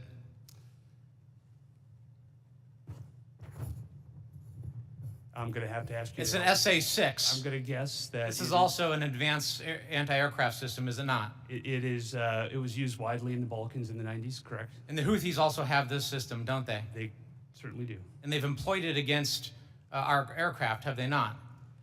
They have attempted to. Correct. I spent my life in service to this country. I deployed 3 times to combat in service to this nation. I learned in that time in service that responsibility is core to leadership. You accept responsibility when things go wrong. You admit mistakes. You set the standard from the very top. It is completely outrageous to me that administration officials come before us today with impunity, no acceptance of responsibility, excuse after excuse after excuse, while we send our men and women downrange to do incredibly difficult, incredibly dangerous things on our behalf.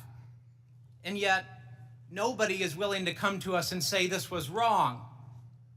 This was a breach of security and we won't do it again. It is outrageous and it is a leadership failure, and that's why Secretary Hegseth, who undoubtedly transmitted classified, sensitive operational information via this chain, must resign immediately.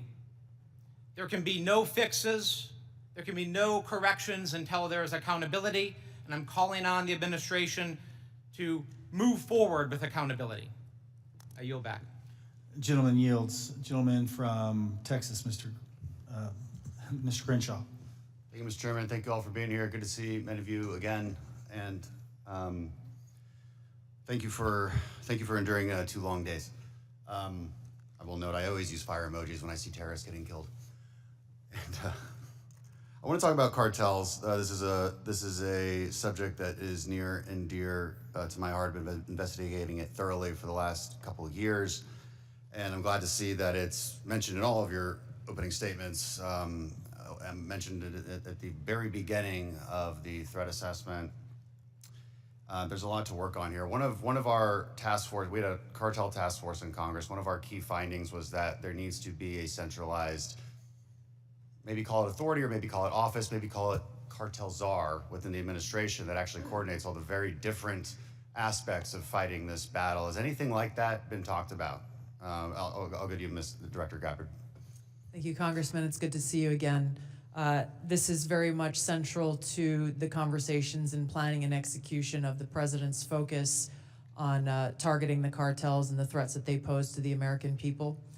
Homeland security task forces are being set up that include across the government integration.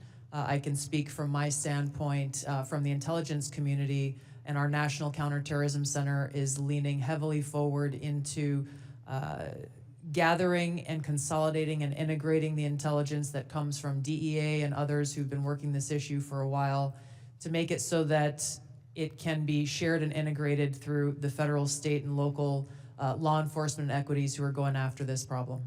Yeah, we'll talk a lot more about that exact thing in closed session, but at a higher level, our recommendation is there needs to be someone at a much higher level that coordinates state, DOD, CIA, FBI, Homeland. It's a massive problem, one I'm all too familiar with. Director Patel, the FBI is tasked with working foreign corruption charges. In the past administration, the FBI told me they actually don't focus on Mexico very much. Because now, in their defense, they say the reason is because they won't get anything out of it, because they don't have a cooperative government to work with. I think a lot has changed.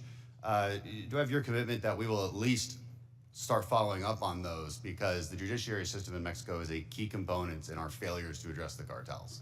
You do, Congressman. Apologies for not getting back to you sooner. You're good. I appreciate it. I also want to ask you that the FBI has disrupted an alarming number of terrorist attacks in the last 2 years. Great on the FBI for doing that. I don't think many Americans realize how good the FBI has been at this. But this also gets to the conversation earlier about FISA 702. One of the main arguments I wanted to argue with my colleagues on this was, when you have a warrant process for the query, what you will fail to do is connect the dots between the domestic and the international threat, and those connections are there, as we see all the time. Would you agree with that? That we need to maintain that process in a responsible way, of course. I do, sir. I appreciate that.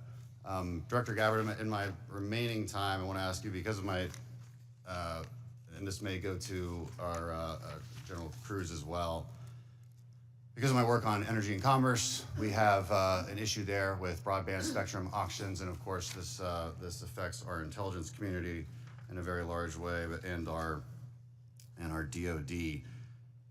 Getting right to the question here, how much, if any, spectrum can the DoD give up without having a significant effect on the administration's prioritization of lethality and deterrence?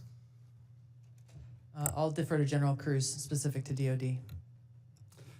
I certainly wouldn't want to speak for all of DOD, and I think the committee is already in a fantastic conversation with the DOD on that issue. But broadly, what I would say is DOD has laid out the portions of the spectrum that it believes for both operational capabilities, and in closed session, I am more than happy to walk you through from the intelligence portion of the mission that we do. There are two different portions of the spectrum. We often talk about one, but not the other, and in closed session, I'd be more than happy to tell you why the other portion of the spectrum is important to national security.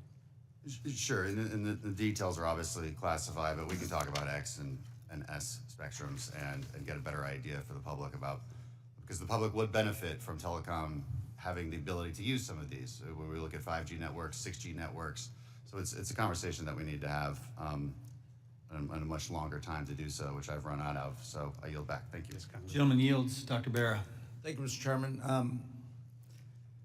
You know, I associate myself with the comments of my colleague, Congressman Crow. I'm deeply disappointed in how we're handling this breach of protocol and so forth. You know, every year at the beginning of Congress, we take an oath to office.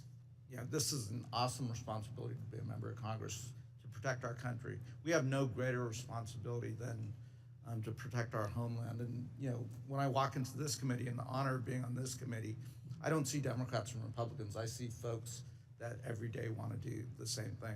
But as Congressman Crow suggested, the mark of leadership, and we all are leaders in this room, is to accept responsibility when mistakes happen. And that signal chat was a mistake. I'm not here to impugn your character. You were all nominated by the president. You were all confirmed by the president. But we have an awesome responsibility and incredible responsibility to the American people. And then given that we are the United States of America, we have a responsibility to the world. And this really was a breach of protocol. I'll take you at your word that we are going to do a full investigation of it. Our responsibility as Oversight is to understand this breach, understand who leaked information, how that happened, and then hold those responsible. You know, I 100% agree with the chairman in his opening statement. He said, where trust is breached, those responsible need to be held accountable. So do I have, Director Gabbard, we served together, we came into Congress together. Do I have your word, when this investigation is fully completed, we will get the full breadth of the investigation? Thank you, Congressman. That would be my intent. I will caveat that by saying that this is being conducted by the National Security Council. I've not gotten any indication that they would try to withhold that, but I can't speak for them. Okay. I also, I see way too much politics when it comes to our national security and our national defense. We've got to keep politics out of this. We're not Democrats or Republicans. We're Americans. We're tasked with the responsibility of keeping our country safe. Director Gabbard, you have an awesome responsibility here to advise the president, to collate all the information, everything that the IC is providing, and provide that best advice and guidance to the President of the United States. We have to keep politics out of this.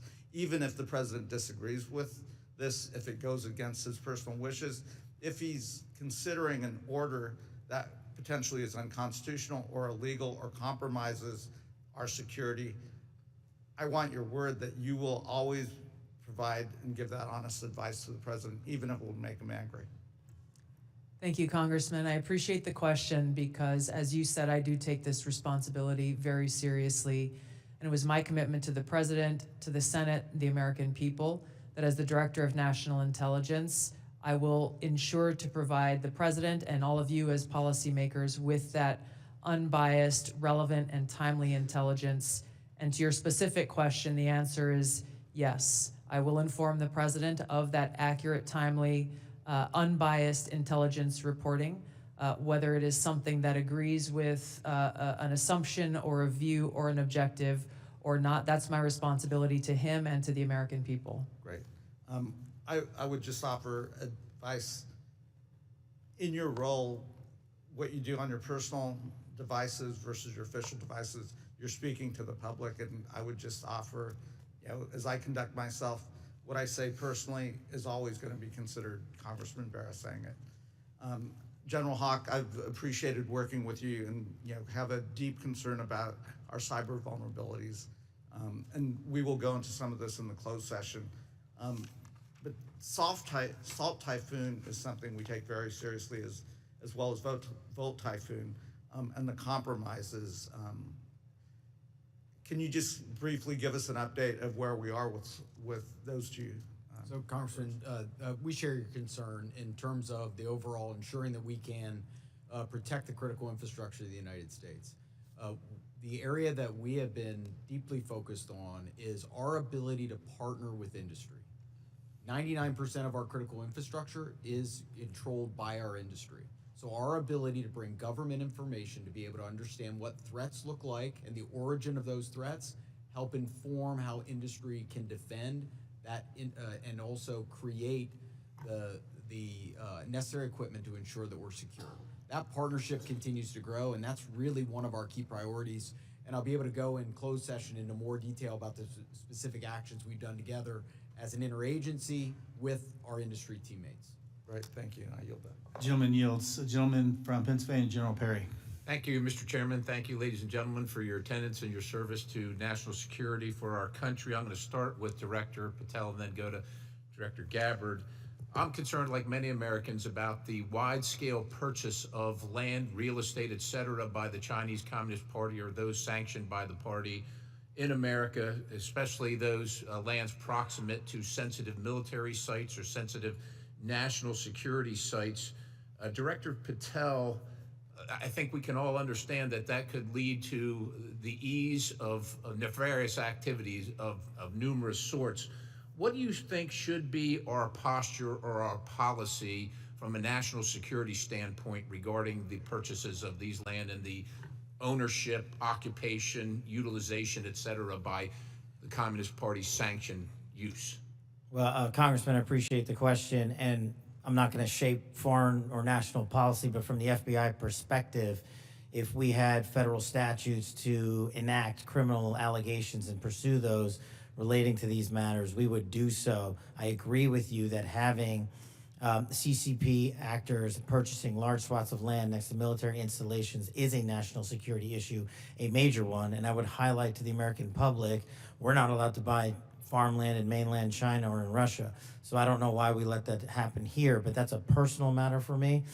If I were given more legislation on it, I would love to act on it. Thank you. Director Gabbard, I'm going to look at keeping with the same theme, crypto mining by the sanction. Well, you can't crypto mine in China, right? It's outlawed in China. However, of course, we're supportive of crypto, I am, in the United States of America, but China's mining in America where they can't mine in China. And in particular, I'm thinking about one site where the mining was occurring close to intercontinental ballistic missiles, and CFIUS was tipped off by Microsoft. And of course, there are actions ongoing. Should the Chinese Communist Party, sanctioned individuals or interests, be allowed to crypto mine near sensitive military or national security sites in the United States of America? And if not, what should we be doing about it? Thank you for your question, Congressman. I'm not fully aware and up to date on the specific example that you've mentioned, and I'll go and look into that and get back to you further. Right. Absolutely. Look forward to having the conversation with you. Broadly, this is obviously a concern that any of these activities occurring near or around any of our military sites creates that potential national security risk and the potential for foreign intelligence collection. I'm hoping it's a priority for everybody on the dais there. It is a priority, I think, for the American people, certainly for me. I want to move on in the time remaining with a related topic, which is the hundreds of incidents by predominantly Chinese students, oftentimes called gate crashers. So this includes the two gentlemen in uniform on the dais. I'm going to kind of point to three events that happened just last year. One in Grayling, Michigan, which 5 Chinese students are charged for lying and concealing evidence. One in the University of Minnesota, where a drone flew over Newport News and took pictures of classified information regarding ships and classified systems. And then one at the University of Florida regarding the illicit acquisition and shipment of toxins, biomedical drugs, and research supplies to China. In these cases, or most of these cases, we encounter these people and then we release these people. As a matter of fact, in the case of Florida, apparently she found out that criminal charges were being prepared, and she dropped out of school, and her whereabouts remain unknown at this point. What should be our posture? Because we're trying to follow up after the fact. We're encountering these people, whether they're gate crashers or whether we catch them conducting this illicit activity. We try and prosecute. That takes a lot of man hours, as you know, Director Patel. Is this the best policy, or is there something better that we can do? I mean, the Immigration Nationality Act of 1952 gives the Secretary of State the authority to revoke visas. But should these people be allowed to come to this country in the first place is the question, and what should our posture be? Anybody? In terms of the visa issue, I know that the administration is working on a policy, but to directly answer your question, anybody who utilizes the student visa program to come to this country to conduct criminal activity should never be allowed in this country. And anyone that's doing it here in the United States of America from an FBI standpoint will be vigorously investigated, and will use the expulsion or criminal process on them. I yield, Mr. Chairman. Gentleman yields. Ms. Plaskett. Thank you very much, Mr. Chairman, and good morning to the witnesses. First let me say that we do have to, in this committee, try as much as possible to remain nonpartisan as opposed to bipartisan. I can recall being that way when I was counsel on the House Ethics Committee, and it's a hard position to take. But I'm really struck by the fact that in December of 2023, many people made Secretary Lloyd Austin go through the stages of the cross in self-flagellation and mea culpas for not informing the president that he was having a surgery. And now how we're treating Secretary Hedgepeth as if he is untouchable. Mike Waltz, when he was a member of Congress, went in the Committee on Armed Services to talk about and slammed Austin for holding himself to a different standard than the American people. And yet we are not doing this across the board. And that's disappointing at the very least, very disappointing. Director Gabbard, thank you for your testimony. And one of the things that I believe I heard you say was that when there was a discussion by DOJ as to the cuts to foreign aid, that there had not been a request for an intelligence and national security or an intelligence assessment of the impact of those cuts. Was that your testimony a little earlier? Congresswoman, I have not seen any kind of actual official assessment either within the intelligence community or outside of it on what the effects of those cuts to USAID programs has been. But it was not requested by DOJ of you or of any of the areas in which you have oversight over? I'm not aware of any requests. Okay, great, thank you. I know that there has been some open source reporting on what the effect of those cuts are. I mean, when we think about several examples, Kenya, our strongest regional ally in the Horn of Africa, and a key partner with us in the fight against terrorist group Al-Shabaab. And, according to the Washington Post, that's not definitive, and we can talk about this in closed session. Some Kenyan journalists are now being trained by Beijing, mirroring the US programs that have been cut by the administration. Director Gabbard, is letting China train Kenyan journalists going to make Kenya more or less receptive to American requests of the Kenyan government, do you believe? As you said, Congresswoman, our relationship with Kenya has been very long-standing. So do cuts of ours to train journalists in Kenya make them more or less, and Beijing having that make them more or less receptive? Clearly there is strategic competition taking place. I'll withhold my personal view to look at an official assessment. Well, I was asking for your director view, not your personal view. And then Additionally, we have ended Voice of America, which provided accurate, unbiased news, in our opinion. Meanwhile, St. Petersburg University has announced that it's opened 11 Russian language centers across Africa that pay special attention to the promotion of traditional Russian spiritual and moral values. Director Gaber, is Russia a friend or a foe? Are they our friend or our adversary? They are an adversary. Thank you. I believe that this reckless cuts make terrorism and our influence in Africa, which is on the front lines of terrorism, a real threat to us, and we need to be careful of it. Director Patel, one of the benefits of being here kind of in the middle is I get to hear other people's testimony and the questions that are asked. I know that Mr. Carson asked you questions specifically about the Counterterrorism Division. And we know that there has been some open source reporting that says that individuals within that division have been removed or been moved, not necessarily fired, but moved. Do you know if that is correct? I don't have any personal information on that, but people within the CTD component, which is a large component of the FBI, move all the time. And have they been moved?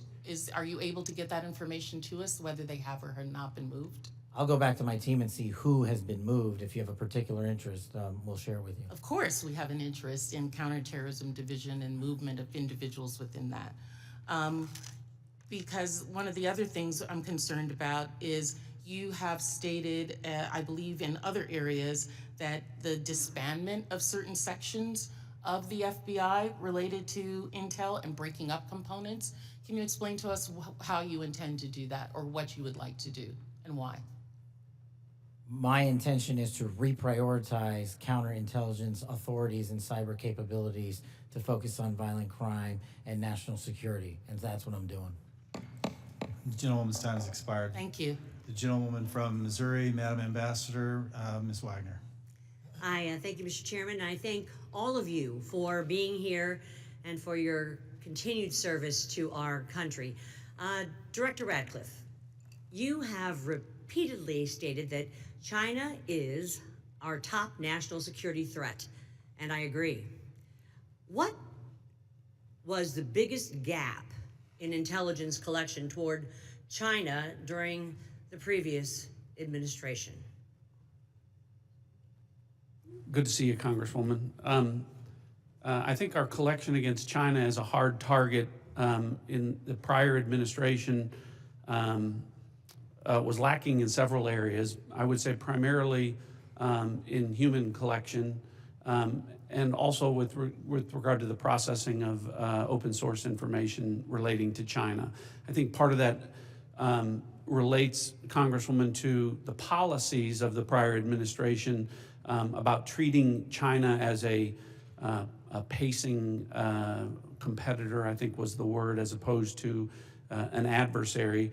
So one of the things in my focus as CIA director, which carried over from my time as DNI, in seeing all of our intelligence, seeing that China is our greatest geopolitical threat, Yes. and focusing the CIA specifically more directly in all areas of our collection on China as a hard target. Well, and I'm grateful to hear you say the words open source. So as I hope that all of you may be aware, I am honored to be the chair of the new Open Source Intelligence Subcommittee for HPSI.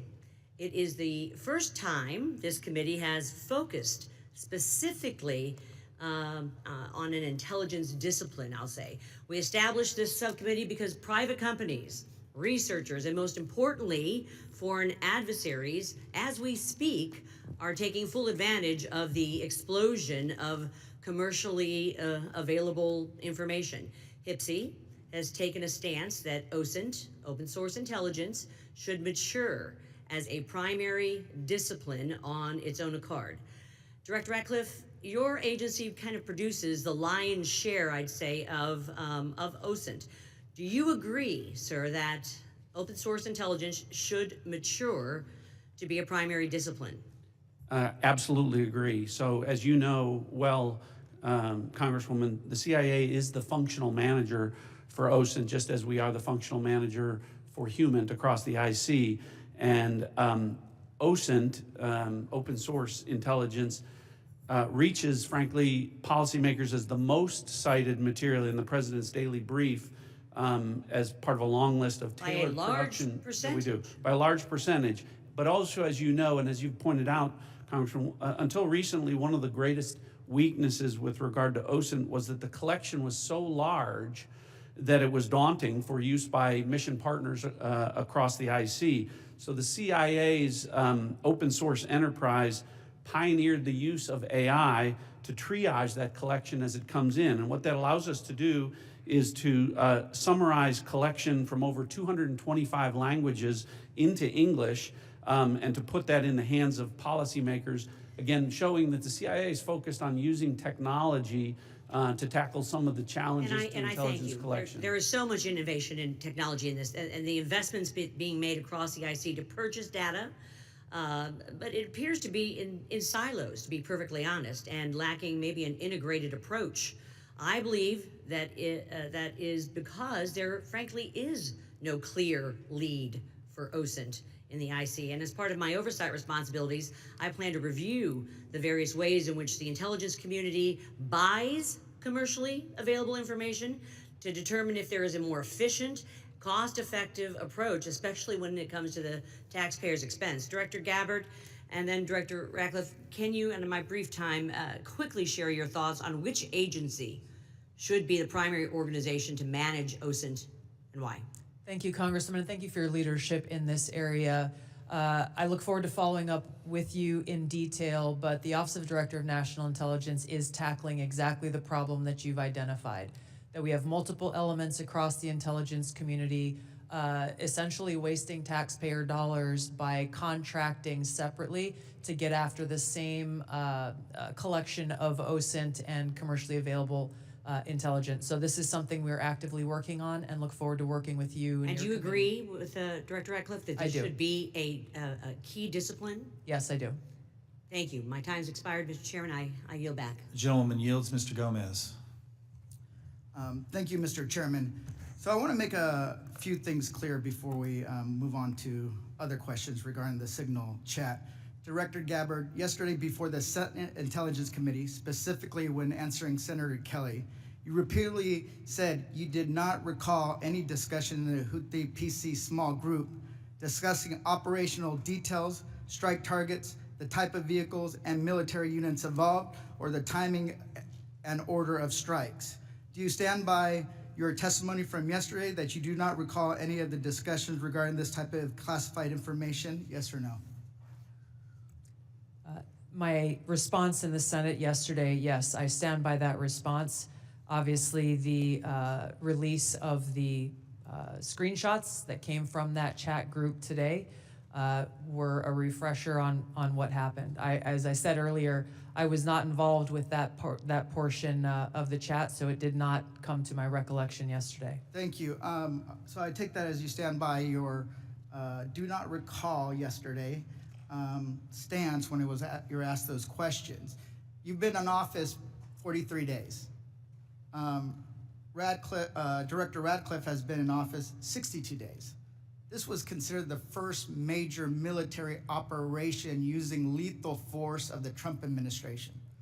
Was this the first, this was probably the first time that you've been involved with a discussion like this on a thread.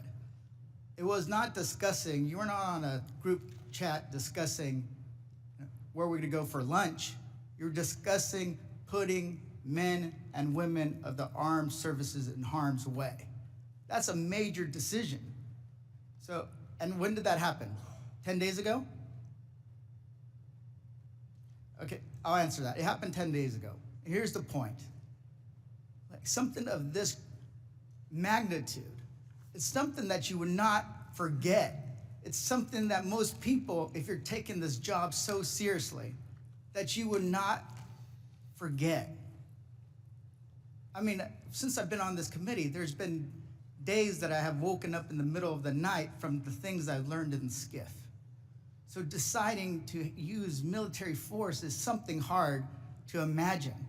So the do not recall doesn't pass the smell test. It makes it, it's unbelievable that was the case. So that's what the American people don't understand. And I know a lot of folks in this administration were saying that they're going to take on the establishment and drain the swamp, but you have become that swamp in a matter of days, not weeks or months, days. So one of the things we're going to look into is what actually occurred, because the American people deserve a full accounting. Additionally, the main person who was involved in this thread that a lot of people want to talk to is Secretary of Defense Hegseth. And a lot of questions were brought up regarding his drinking habits in his confirmation hearing. To your knowledge, do you know whether Pete Hegseth had been drinking before he leaked classified information? I don't have any knowledge of Secretary Hegseth's personal habits. Director Radcliffe, same question. Yes or no? No, I'm going to answer that. I think that's an offensive line of questioning. The answer is no. I find it interesting that you want to. I'm going to answer. You asked me a question. You want an answer? No, listen. You don't want to focus on the good work that the CIA is doing, that the intelligence community. Director, I reclaim my time. Director, I reclaim my time. Here, I have huge respect for the CIA, huge respect for our men and women in uniform. But this was a question that's on the top of minds of every American, right? He stood in front of a podium in Europe holding a drink. So of course, we want to know if his performance is compromised. If people were asking if the General Austin was compromised because of a heart issue, was his performance compromised because of a successful strike? Back. Mr. I bring my You want to know? You want to talk about accepting responsibility? Do you think you should accept responsibility for a successful strike to make Americans safer? You want to focus on? I reclaim my time. So here's the thing. This is serious. As somebody, we've been briefed in this committee about using Signal. One of the things they basically said, the most secure phone call, the least secure text messaging. And we know that your people, Russians, Chinese, are on your phone. Gentleman's time's expired. Gentleman from Virginia, Mr. Klein. Thank you, Mr. Chairman. I'm going to give the director the ability to respond without being interrupted by his questioner. I appreciate that, Congressman. I guess, just a general reflection here, again, that for the last 2 days, members of the intelligence community have been asking questions about a Signal messaging group and not asking questions from Democrats either in the Senate or the House on China, Russia, Iran, and the real threats that are going on to the United States. And you can say that you care about the good work that agencies are doing like the CIA and that you care about 140 stars on the wall.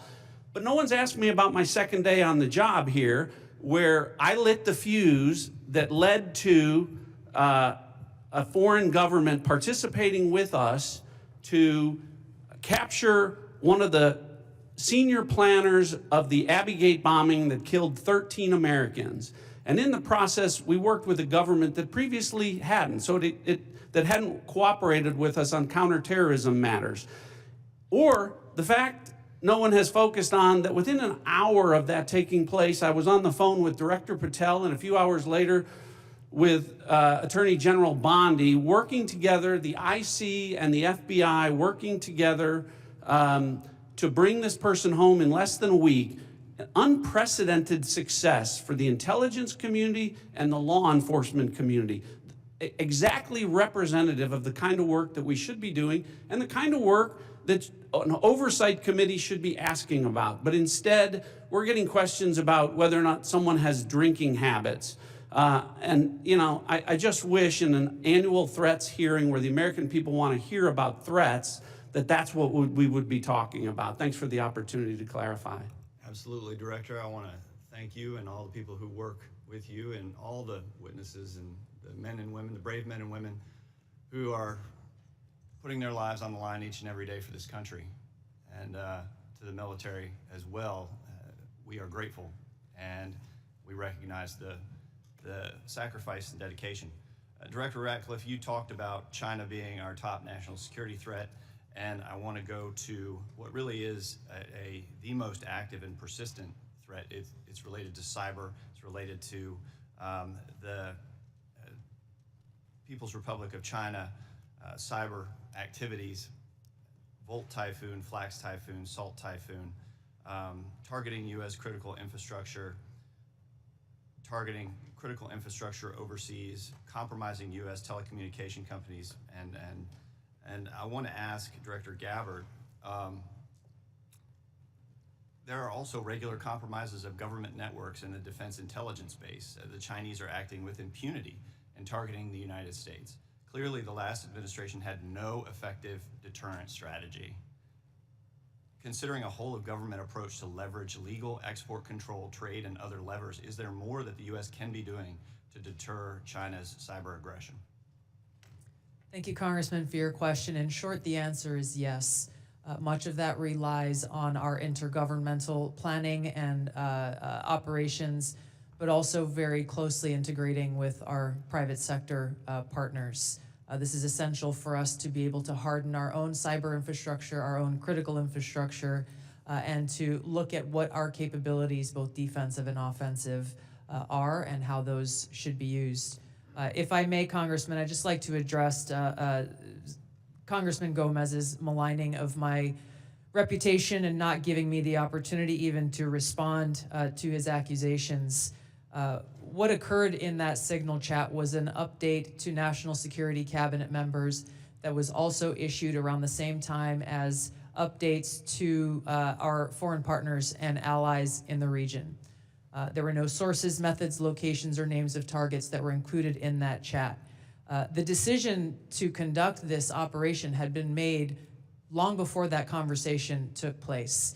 I do take my responsibility very seriously and played an integral role in providing the intelligence community's assessments that led to the ultimate decision by the president to conduct an operation, which, by the way, was very successful and continues to be very successful.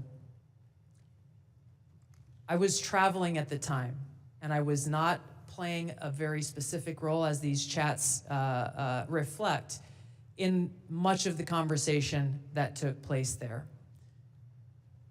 Secretary Hegseth, in my experience, has continued to operate in the way that President Trump's confidence in him inspires, which is in the best interest of the American people and our war fighters and ensuring our national security. I think it's wrong to impugn him, especially at a point where he is not here to defend his own honor. Thank you, I Congressman. agree with your assessment and support for the Secretary, and I yield back. Gentleman yields. Ms. Houlihan. Thank you for the time, and I struggle, and if you look at my notes, I've changed my mind about 1,000,000 times what I'd like to talk about. I'd like to first start with Director Ratcliffe. I find it offensive for you to accuse me as a Democrat of not caring about national threats. I very much wanted to talk about those, in fact, had prepared questions in advance of this hearing about those threats, specifically about biosecurity and bioterrorism, but I don't have time to ask those questions because the threat is in the House. The threat is across the dais, and I need to ask these questions. It's my job to ask these questions of you. Because when I served in the military and I served in classified environments, had this happened to me, I would have walked my resignation in immediately. This is not okay. Communicating these sorts of things in signal is not okay. Targets, times, those kinds of things are absolutely classified, and we all know it.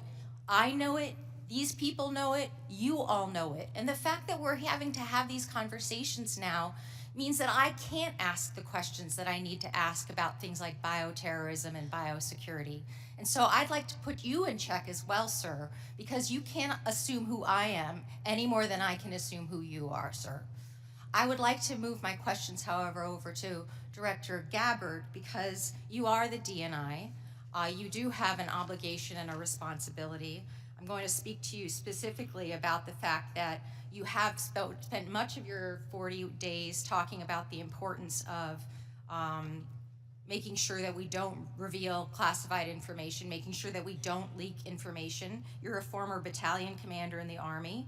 I don't think that you would have necessarily appreciated the kind of leaking of information that I believe absolutely did happen in this signal channel and is worthy of a further investigation.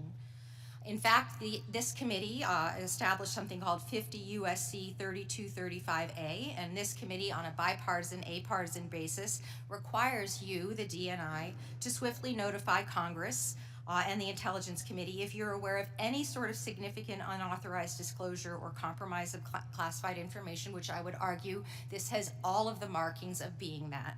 And so if you, as the DNI, see such a thing anywhere within your organization's purview, you have the obligation to begin an investigation to report back to us on that.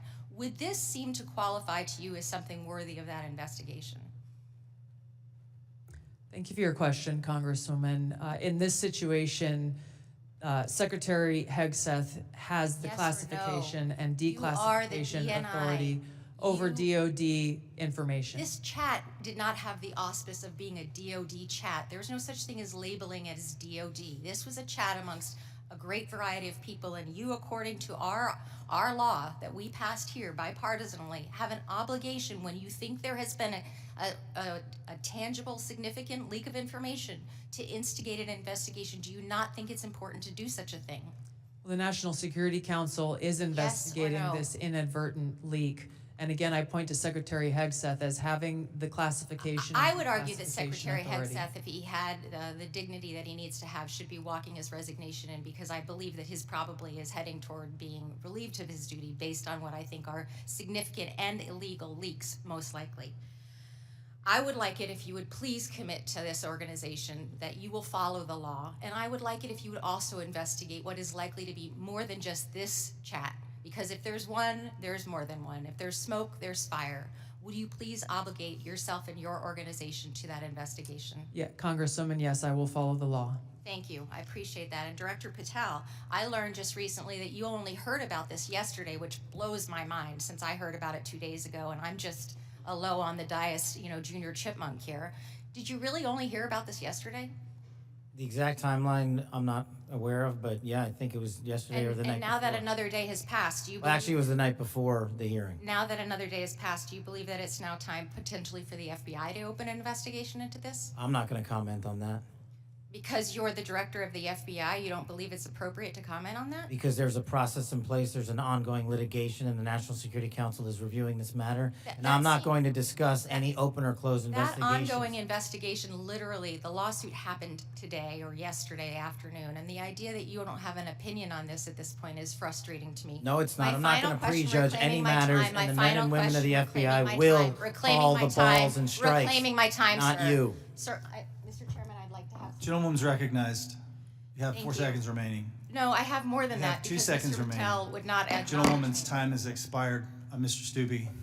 Thank you, Mr. Chairman. Director Gabbard, were there any sources described in the signal chat? No, Congressman. Were there any methods described in the signal chat? No, Were there any locations? no. Therefore, due to the fact that there were no sources, no methods, nor locations described in the signal chat, it does not make the discussion classified. Is that correct? That is up to the Secretary of Defense determination. The Democrats are obviously making the assertions that what was in the signal chat was classified and claiming that Secretary Hegseth put this war plan out to the world, which he clearly did not. Were there any names in the signal chat? No, Any targets? no, Any locations? no, Was there a unit name or location of that unit? there was not. Were there any routes described in the signal chat? No. Wouldn't an operational plan contain that type of information? Every operational plan I've ever seen has contained that information. Thank you. Shifting to the real threats to America, the southern border. Due to the previous administration's open border policies, they allowed over 10 million illegals into our country. And during that time, there was 1,511 terrorist-related encounters at land border ports of entry, according to CBP. As someone who fought in the war on terror, I find this deeply offensive that the previous administration would sacrifice the security and safety of the American people in the manner in which they allowed terrorists, criminals, and rapists into our country. In your testimony, you state, and I quote, based on the latest reporting available for a year-long period ending October 2024, cartels were largely responsible for the deaths of more than 54,000 U.S. citizens from synthetic opioids. A lot of those citizens are from my home state of Florida. Cartels, narco-terrorists, and other violent transnational criminal organizations have violated the territorial integrity and sovereignty of the United States and have also fueled human trafficking and the opioid epidemic that many of my fellow Floridians have witnessed for far too long. I applaud President Trump and his swift decision to designate the narco-terrorists and Mexican cartels as foreign terrorist organizations, and I want to thank each of you for making this a priority to fight against Mexican cartels, traffickers, narco-terrorists that have been responsible for killing hundreds of thousands of Americans. For every narco-terrorist and cartel member violating our sovereignty, poisoning the American people with fentanyl and other illicit opioids, know this: your days are numbered, and know that the full force of the U.S. government will soon address your atrocities once and for all. Director Patel, it's no secret that there is a growing presence of Mexican cartels operating fentanyl synthesis labs just over our border. Just last year, the CBP estimates that more than 21,000 pounds of fentanyl was seized at our borders. That is enough to kill more than twice the population of the world, of our country. What actions are you taking to strengthen the FBI's fight against illicit fentanyl within our borders? Thank you, Congressman. It's good to see you. We have made it a priority at the FBI because fentanyl and illegal narcotics kill an American citizen every 7 minutes. That is a national security crisis, not just at the southern border, but at the northern border. And the Mexican cartels, along with their illicit partners in the CCP and other adversarial countries that are doing harm, are not just taking the fight down south, but they're bringing it up north. So we need to be more vigilant as to what's coming in through our northern border as well.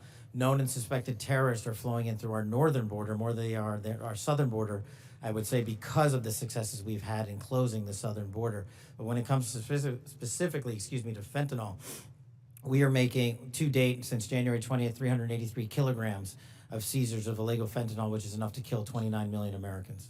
And other than enhancing border security measures, what would be the most worthwhile action the United States could take to eliminate the cartels and stop the flow of illicit fentanyl? I got one answer for you. They're making the precursors in mainland China, and we don't have the authorities to go after that fight there, and we need to take it head on, because without the chemicals and precursors, there is no fentanyl, and they are moving that material around the world and into the United States too freely. Director Gabbard, I'd like to reemphasize the threat that our adversaries are exploiting via fentanyl and other illicit drugs that are entering our country through the border and poisoning millions of Americans nationwide. It's essential that all components of our national security apparatus are united in their efforts to protect the American people and our communities from such harm. Is there any reason to believe that the Mexican government isn't doing enough to finally eradicate the cartels and other transnational criminal organizations operating just over the border? Congressman, I can only speak from my vantage point. As was stated previously by Director Ratcliffe, we have already been introduced to and begun collaborating with our counterparts in the Mexican government. Could there be more done? I would say absolutely yes. I know that the Trump administration across his cabinet are looking at opportunities to be able to do that. And Director Patel just hit on this with CCP and precursors, but to what extent have we seen other malicious actors worldwide partner with the cartels to infiltrate and target the United States? Related to the production of fentanyl. Yes, ma'am. India is one of those countries that is providing some of those precursor materials as well as equipment. Thank you for being here today. My time's expired. Gentleman yields. Mr. Quigley. Thank you, Mr. Chairman. And I know it's all us who are worried about this only, but apparently the Senate Armed Services Committee Chair and Ranking Member requested Inspector General report on this chat. So I'll tell you why more people are worried about this than you might think, and that's Director Gabbard, your position was created post 9/11 because of the horrible intel failure that took place there, where we weren't sharing information.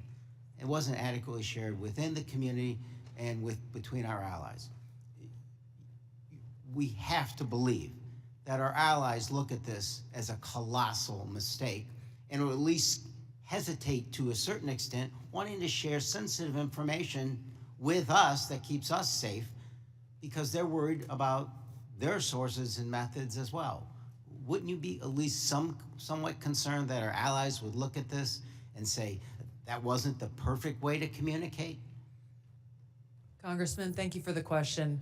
If that information that was put out in the chat by the Secretary of Defense had included specific sources and methods and targets and names, then the answer would be yes, but that was not the case. Let me stop you there because there's such a limited time. Generals, look, you're here because you got tough spots, so I have to put you on the spots. You're passing information like this just within your agency, and you know that it's going to include, we are go for mission launch, Houthis, sea lanes, the information about the weapon systems. That gets to the Houthi military commanders. Doesn't it make you think they're at least going to say duck? Thank you for the opportunity to weigh in on the issue. Yes, if we were collecting this on our adversaries and we're able to get this information as was asked of General Hawk earlier, we would consider that classified, but it's classified under the collection piece.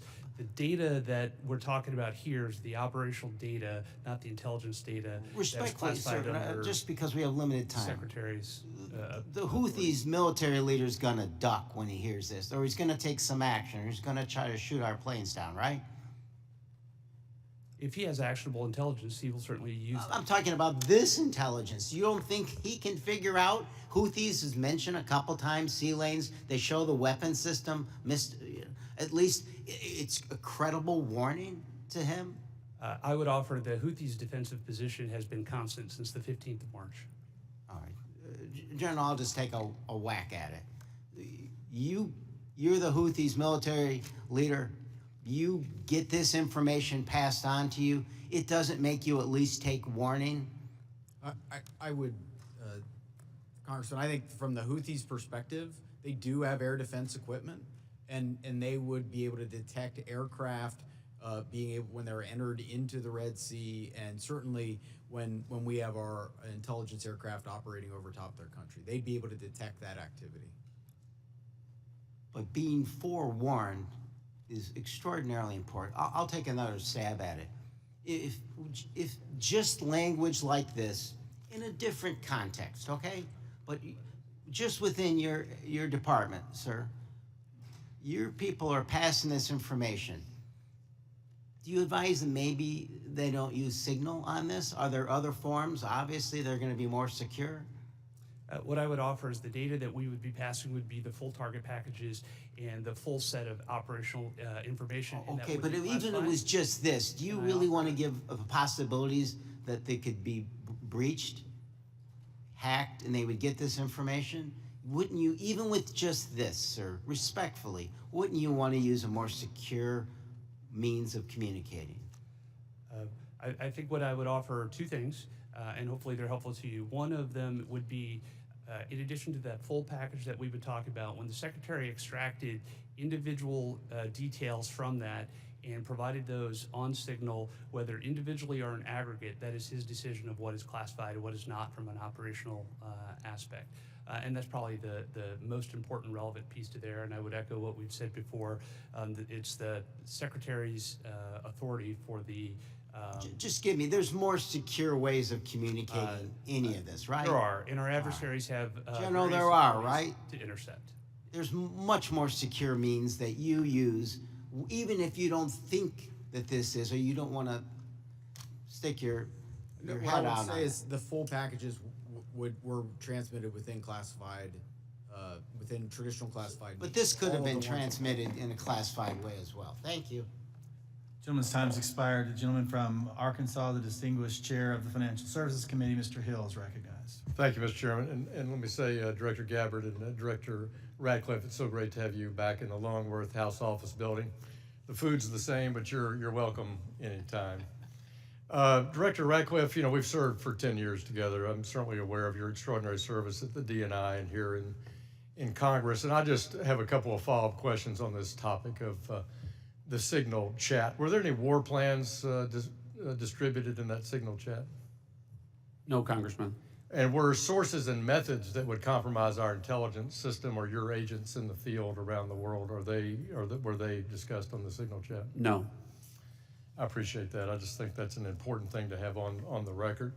Director Patel, I co-chair the Americans Wrongfully Detained American Hostage Task Force here in the House, and I just in fact left Tigran Gambaryan, a former FBI official who I helped get out of prison in Nigeria last year. I just left him a few minutes ago.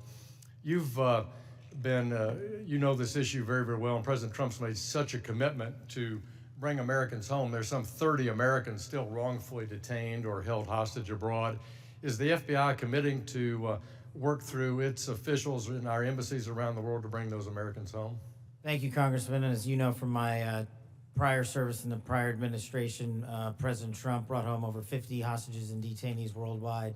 And that effort is being redoubled now until every single American is home. And the FBI, from my perspective, has been given a directive that any wrongfully detained or captured person overseas is a priority to bring back. We're so grateful to the president for making this a priority. We don't want our citizens that hold a blue passport to suddenly be a target in all their interactions around the world. That's wrong, and I'm glad President Trump's made a priority. I look forward to working with you on that. Since November of 2023, I've been pursuing aggressively in this committee the U.S. government's policies and procedures for handling border encounters, specifically known or suspected terrorists. To quote former FBI directors, testimony before the Senate, there are blinking lights everywhere of concern. But despite my numerous attempts, including multiple briefing requests, letters, legislative provisions, a GAO report requested, the prior administration refused to provide requested information and data on what the public now knows was a very dangerous situation along the U.S. borders that President Trump now has as a priority of fixing. In January 2024, there were 176,000 encounters along the southern border, with 51,000 occurring at ports of entry and 124,000 between ports of entry. Comparing that to the work just in the first few weeks of the Trump administration, total encounters are down to 61,000 along the border, with 32 at ports of entry and 29,000 between ports of entry. For the record, that's a 60% reduction. Director Patel, since President Trump took office in January, as we've seen these plummeting border encounter numbers, has the country seen a drop in known or suspected terrorist encounters at the border? Thank you, Congressman. It's one of the issues I really wanted to address today. And I think the country deserves to know that known or suspected terrorists, KSTs, are coming in with much less frequency at the southern border. In fact, if my information is correct, 2 since January 20th. And they are coming in with much greater frequency in the northern border, and since January 20th, that number is 34. And those metrics carry out over the last year in terms of ratio. So what it tells me is that known or suspected terrorists, the individuals that want to do the most harm to this country, are utilizing the northern border, and we got to refocus assets up there. Yeah, which I think is good. And I'm glad the prior administration did declassify the ISIS arrests in Philadelphia and did declassify the a citizen that was coming across the northern border to do harm on Election Day. That's good, but we have much more to do. And Director Gabbard, I need your help working with your colleagues here. It's this idea of requesting coordination between Director Patel, Secretary Noem, and the committee with fused data on known or suspected terrorists, whether it's TSA data, BPP data, FBI internal data. We want to have that coming to us. Where are these people? What's been done with them? What is the government's position on? Will you commit to work with us as OD&I to get this information from across the government IC? Absolutely, Congressman. And as you know, our National Counterterrorism Center was really created to fulfill exactly that task, so that we're not dealing with multiple vetting systems that are coming up with different results, that we have this central vetting database to be able to identify those known or suspected terrorists who may be trying to come into our country, or who may be one of the tens of millions who illegally crossed into our border, may have come into our country during the last 4 years. We look forward to working with you. Thank you for your answers, and I yield back. Gentleman yields. Ms. Tinney. Thank you, Mr. Chairman, and thank you so much to all of you. There's so many great questions that I have to ask, but I want to start with Director Patel, and I just want to first, before I get into a couple issues, thank you so much for your outstanding service and your recognition and focus on the northern border. My entire district is the northern border of New York with Canada. I just want to first jump into this issue for, Hamas attacked October 7th, the world watched in horror, designated a foreign terrorist organization in 1997, killed over 1,200 civilians, and including American citizens, and many remain hostages. Only slightly less disturbing, we had a myriad of seemingly coordinated pro-Hamas demonstrations that have taken place all over the United States, in my state of New York, on college campuses in Washington, D.C., universities. Director Patel, does the FBI have any open investigations into the organization, the leadership, and the funding of these pro-Hamas demonstrations with students such as, and groups such as Students for Justice in Palestine? Thank you, ma'am. And I'm limited by what the Attorney General has already publicized, but as you know, there are open investigations based on what's been made public. Okay, has the FBI uncovered any evidence of foreign support for these Hamas demonstrations, including other than Iran? Any of these groups I might mention, like Students for Justice in Palestine, anything that's open source that we can talk about? That's still ongoing. Thank you. Director Gabbard, thank you so much for your service. It was great to serve with you in Congress as well, and works so much on wonderful veterans issues. My son's also a Marine major, and so we appreciate the service of everybody here. Let's keep in mind, obviously we're in open session. Do you have anything or ongoing intelligence to suggest there's foreign support from governments, non-government groups, and individuals that have helped these pro-Hamas demonstrations all across America, including on university campuses? Congresswoman, there are some assessments that reflect that, and we can talk about that in the closed session. Great, thank you so much. And now I want to get back to Cash, Director. Great work on the northern border. I'm one of the co-founders of the Northern Border Security Caucus, and your information has been tremendous. Once I got the district that I represent now, this sprawling, long district, the entire northern border is Canada. And as you say, 358 suspects on the terror watch list. Almost 90% of the suspects on the terror watch list are coming across our northern border. I'd love to talk to you. What is the FBI doing specifically dealing with this northern border? And what access point are you? Who are you working with? Is there a way that we have got a way to handle this with the foreign terror threats? And I say this in light of my district specifically, where New York State, led by Democrats, by the way, is notorious for their unwillingness to work with law enforcement. Under Governor Cuomo, we cut off the ability. I know Congressman Quigley talked about working together after 9/11. The state hit hardest by 9/11. And Governor Cuomo put in a law that prohibited law enforcement from working together in 2019. What are we doing so we can work with New York, the government and others, and to make sure that this doesn't happen across our New York northern border? Well, one, and this is out of my lane, but what we need to be doing is working with the Canadian government because they sit on top of our northern border.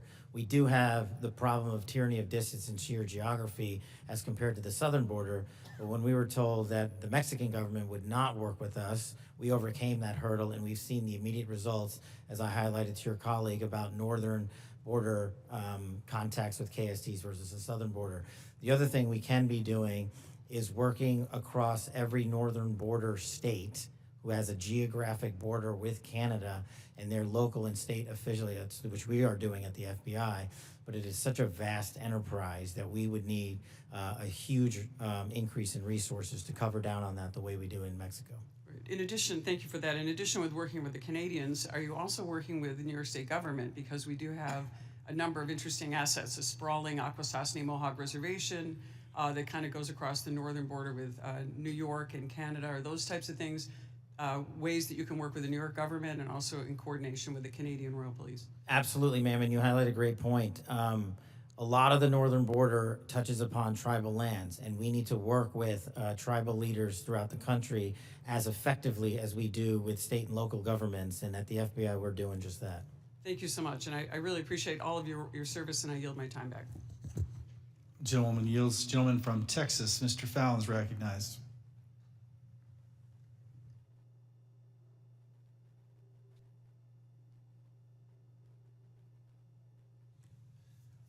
Thank you, Mr. Chairman. I appreciate it. Director Patel, many of us had grown, increasingly alarmed at the sheer number of foreign nationals we're seeing caught spying on our critical infrastructure or, near sensitive sites in the country. One example is a Chinese national who was flying a drone, allegedly flying a drone over Vandenberg and taking pictures of the base. He was arrested in the San Francisco airport not that long after. Director Patel, would you agree that the two most dangerous nation states to our homeland and our interests are China and Russia? Yes, Congressman. So it would stand to reason that we should pay particular attention when foreign nationals from these two countries, who we've already established are the greatest threats to our country now and in the future, when they try to sneak into our country illegally. Absolutely, sir. Can you speak on the illegal migration we see from Russia and China and the differences that we saw from the first Trump administration to the Biden administration? Well, the problem you have when you have an effective resolution to that set of issues is that the enemy adapts. And what they've done is utilize, as we were just discussing with your colleague, the northern border to shift their resources and affiliations to pour in known or suspected terrorists through the northern border. They haven't stopped through the southern border. They just know that we are setting up a pretty monumental effort down there to stop any known or suspected terrorists from entering the country. But the thing is, the Chinese, the Russians, Iranians, and other adversaries are utilizing their partners, just like they are doing in terms of how they move illicit fentanyl precursors into this country. They're moving humans in the same fashion, and we need to treat it as such. Did you see an increase from the first Trump administration to the Biden administration on Russian and Chinese nationals crossing the border? Did it increase or decrease? Yes, actually, so the PRC nationals crossing the southern border from 22 to 25 was 178,000. And I don't have the number for the northern border, sir, but I'll get that to you. So, what we found was that there was actually a market increase, alarming, with the Chinese illegal migration increasing 527% all in, and Russian 2,400%. And if just 1/10 of 1%, some tiny fraction, 1/10 of 1% are actually asset sleeper agents loyal to Moscow or Beijing, they could wreak havoc and mayhem in a free and open society. It's very dangerous. And then those are the ones we know about. What about the ones that snuck across and we never found them? The unknown gotaways, if you will. So, Director Patel, there's also great concern about the increasing number of counterintelligence threats that are penetrating all levels and branches of government, both local, state, and federal. The number of elected and appointed officials willing to betray this country is becoming increasingly pervasive. Last year, we saw a former senior aide in the New York governor's office, Linda Sun, and her husband, Chris Hu, indicted on charges of money laundering and acting as foreign agents to the People's Republic of China. Ms. Sun used her position to block Taiwanese representatives from access to New York State officials. Instead, we're rolling out the red carpet for those PRC officials to have those meetings. I mean, that's some scary stuff. So when we have someone like Sumi Terry, who also worked covertly spying on Korea while working simultaneously with various think tanks, and she had been national security official, and she'd worked for the CIA and the National Security Council. And because of her job, members of Congress and their staffs had access to these Korean intelligence officials, and she was paid with, thousands of dollars in luxury gifts. But Director Patel, I get that these investigations are ongoing and sensitive. But to the extent that you can, could you please briefly highlight the severity of these counterintelligence threats, including a rough estimate of the number of open counterintelligence cases that are pending? We have many, and I'll get you the exact number, sir, in closed session. But what it highlights is that the enemy is not relenting. They're actually doubling down and tripling down on their efforts, and there's no sector in government that they won't go to and try to infiltrate and penetrate access and turn people in this country against our own nation. So that is a national security threat of our time, as is the terrorism threat and as is the fentanyl threat. It needs to be treated as such equally, and at the FBI we're doing that. Thank you. And Director Patel, will you commit to providing this committee with classified briefing on the severity, the FBI processes and procedures, including defensive briefings related to counterintelligence threats involving elected and or appointed officials? For defensive briefings, Congressman, I commit to you that the FBI will give you everything we have in our holdings. I can't comment on other people's. Thank you. And Mr. Chairman, I want to thank all the witnesses for being here, particularly Mr. John Ratcliffe, Congressional District Force as well. I yield back. Gentleman yields. Just got notice that the baseball shooting report discussed by Vice Chairman Kelly earlier today has been delivered to our SCIF, and I appreciate, Director Patel, your responsiveness to that issue. Thank you so much for your commitment and the appropriate transparency demonstrated in that. We appreciate that very much. Since each member has had an opportunity to question our witnesses, I will now close this portion of the hearing, and we'll reconvene in closed session at 2 p.m. in the HIPSI spaces. I ask the public and staff to please remain seated until our witnesses depart. Thank you.